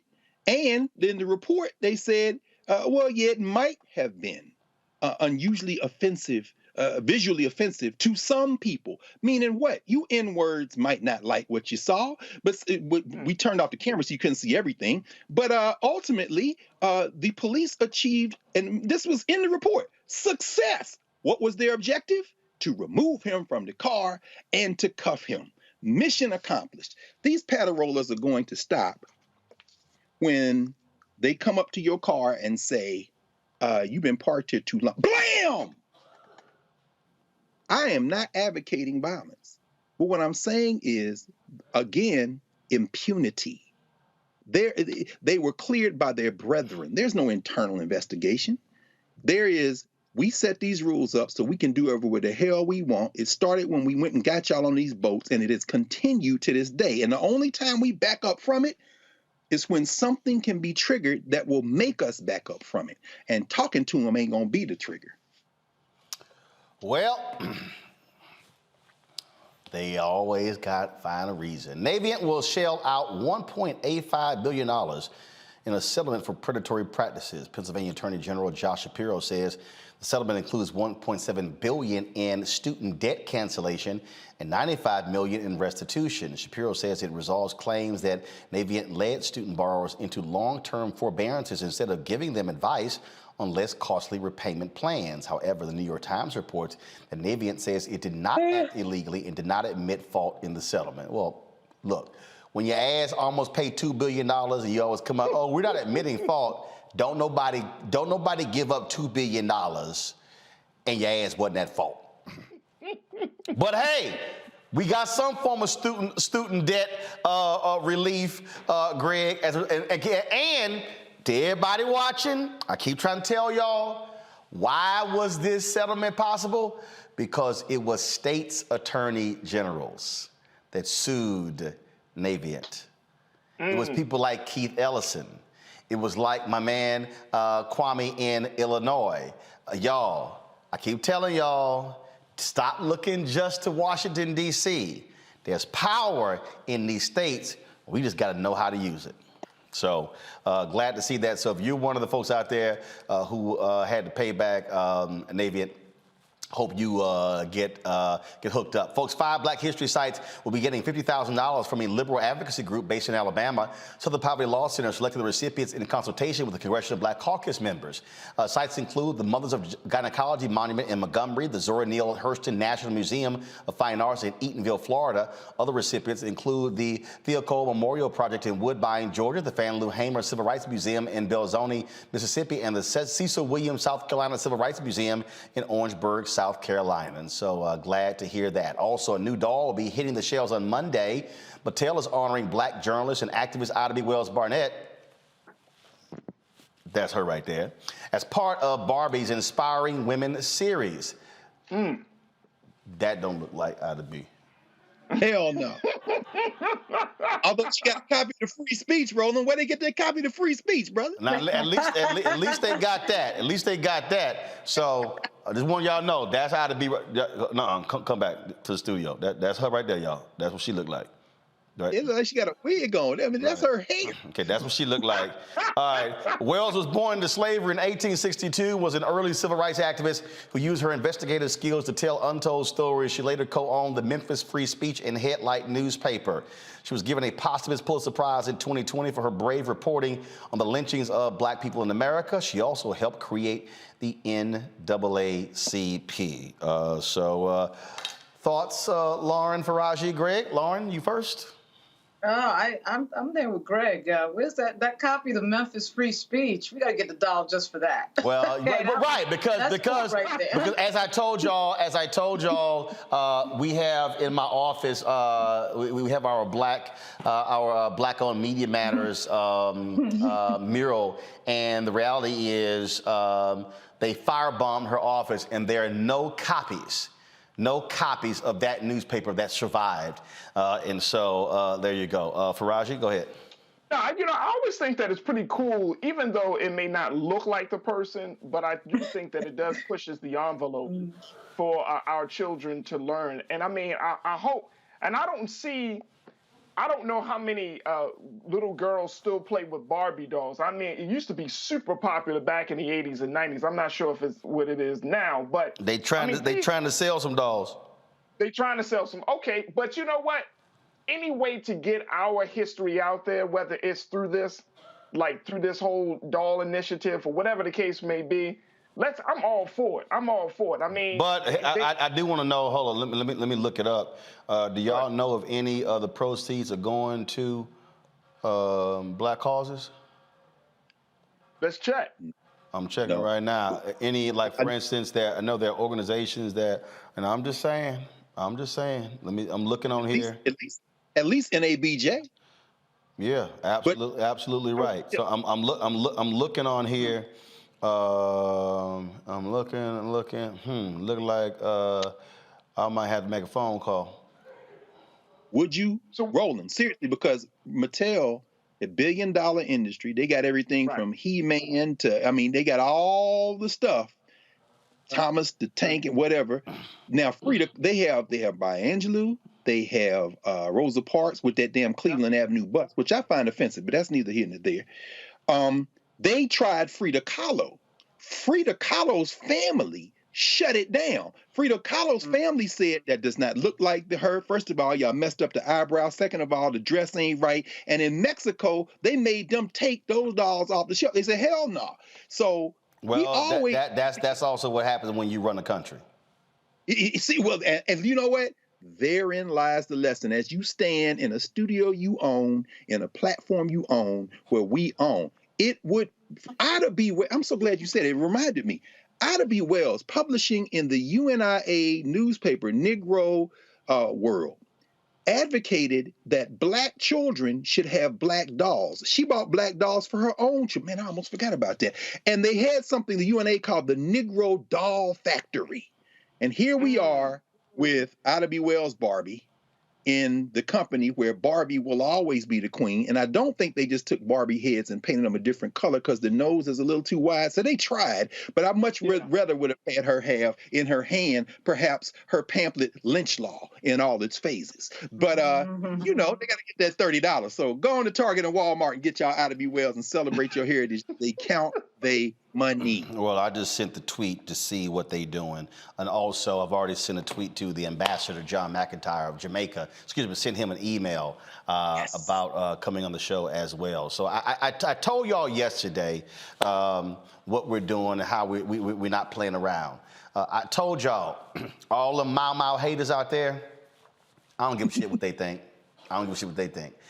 Because we are about African Americans. We're about standing up for our folks. That's why we built this. And we got some other stuff coming down the pipe that's going to blow y'all out the water. That's why we want y'all to spread the word, download our Black Star Network app. We're on all platforms, Apple phone, Android phone, Apple TV, Android TV, Roku, Amazon Fire TV, Xbox, Samsung Smart TV as well. And again, when you also give to us, when you give to support our Roland Martin fan club, that's critically important because, again, your dollars are making it possible for us to do what we do. So Ed Buller, Minister Robert Fields, Odessa Palms, Verdell Lee, Daryl Lavelle, Donnie Alford, Norvell Mallox Jr., Barrington Scott, Inga Jackson, Victor Williams, Cheryl St. John, David Price, Rochelle Fouquet Black, Joel Clark, Wanda Bright, Stephanie Avent, Joe, Bobby Ross, Zendra Jones, Jerome Tate, Tyrone Stumbry, let's see, Kenneth Landry Johnson, Jeffrey Carter, David Moore, Quentin Green, Patricia Wilson, Gladys Stewart, let's see here, Lynn Dorn Spencer, Faith, Lynette Whitehurst, Deidre Langford, Rashad Ritchie, brother, I appreciate you, Jox Jones, Antoinette Knoll. Y'all, all these people I just announced gave anywhere from $1 to $1,000 because they support what we're doing. And so please, Cash App, pull it back up, y'all, put it back up. Cash App, R. Martin Unfiltered, $ R. Martin Unfiltered, PayPal is R. Martin Unfiltered, Venmo is RM Unfiltered, Zelle is Roland@RolandSMartin.com, Roland@RolandMartinUnfiltered.com. Some of y'all have asked, this is one of the tops that I got when I was in Ghana. I got this hat from some African brothers. I know, Greg, you've been peeping this. I know. I know. Y'all go ahead and zoom in. So I know you've been peeping this. So you know. So it's a black-owned company. They're on Etsy. So I had. You look at my Instagram page. I had one on yesterday. It was maroon. So I got about 6 or 8 of these. So these are way too cool. Yes, they do keep my head warm when it's outside. So I like the hat. So I had to go ahead and rock this for you. And let me go ahead and tell y'all this here. I was on the phone on Tuesday with various ministers from Liberia, and we are planning right now to travel to Liberia next month for the 200th bicentennial of Liberia. Of course, a country that was founded by freed slaves of African descent. They're kicking off their 200th anniversary, and we are going to be partnering with Liberian State Television to live stream all of the developments that week. I said to them, ABC, NBC, CBS, American networks don't give a damn about Liberia's 200th anniversary. We do. And so the Black Star Network, to my knowledge, is the only black-owned media company. No black cable network, nobody black targeted, nobody else who is going to be traveling to Liberia to cover all the festivities. We're already working out an interview with the president of the country, other officials. We're going to be talking to folks, and so we're literally putting it all together right now. And so be on the lookout. Now, understand, y'all, it's like right now, the time difference is a little bit different. And so we're going to broadcast the show from there. So we probably not going to, like, it's 1:18 a.m. right now, which means we would come on the air at 11 p.m. We're going to come on earlier. So we'll work all that out. But I just want y'all to know, which is why I'm letting you know why your resources matter. And so I'm looking at bringing a team of 4 people. And then I've already put the word out, because we're going to hire a Liberian crew as well to be able to help us with this. And so our goal is to broadcast for a whole week all of the events to kick off this 200th anniversary of the founding of Liberia, of course, which was founded by freed slaves, folks with African descent. And so that's what y'all need to understand in terms of what we are doing. I told y'all we were doing some major things here at the Black Star Network. Now you understand what it is that we are doing. We are not just interested in covering what happens here. We are very close to finishing and launching the Year of Return. When my visit to Ghana in 2019, we're putting the final touches on editing that as well. And so again, y'all, so when I'm talking about giving, when I'm talking about supporting what we do, it's to pay for staff and travel to do these type of things. I'm serious about reaching out to the people in Pennsylvania and taking this show on the road and doing our show there regarding the Spencer case. This is why we need it. And so all my haters, I just want to let y'all know, all my haters are sitting their asses at home talking about what we say. They ain't doing what we do. So that's why we don't worry about them. So for everybody who just yakking, everybody with them bad lace fronts, Everybody who's sitting here, we're talking all that trash, all the people who run around talking about they this and that, using every letter and number possible, describing themselves. We are about doing the work of Black liberation, which is bringing you news and information and voices that you're not seeing. And I ain't got no problem saying it. There is no Black cable network. There is no other Black online source that gave you today Congressman Hakeem Jefferies, Melanie Campbell, that gave you, of course, a breakdown of what happened with voting rights, that gave you Scott Bolden came here for his first interview about the indictment of Marilyn Mosby, talking with the brother out of Pennsylvania about the Spencer case, talking with Josina Anderson. Y'all, we ain't playing. And as Greg has said to y'all before, okay, and again, Black News Channel, cool, I'm good with them, but that's a Black targeted network. They got money from a billionaire who owns the Jacksonville Jaguars. I ain't got no billionaires backing me. I ain't got no millionaires backing me. You know what I got? I got Blackonaires, people who are helping us, people who are giving $1, $5, $10, $25, $50. And I do have some white supporters as well who are supporting us, because I've had white folks hit me up and say that they believe in what we do. And y'all remember the sister who said that she was watching our show. She's a white woman from West Virginia. She said she saw Reverend William Barber, and that's how she got involved with the Poor People's Campaign in West Virginia, because she was watching Roland Martin Unfiltered. Y'all, we ain't playing. And so to the haters, we got work to do. I'm gonna see y'all tomorrow.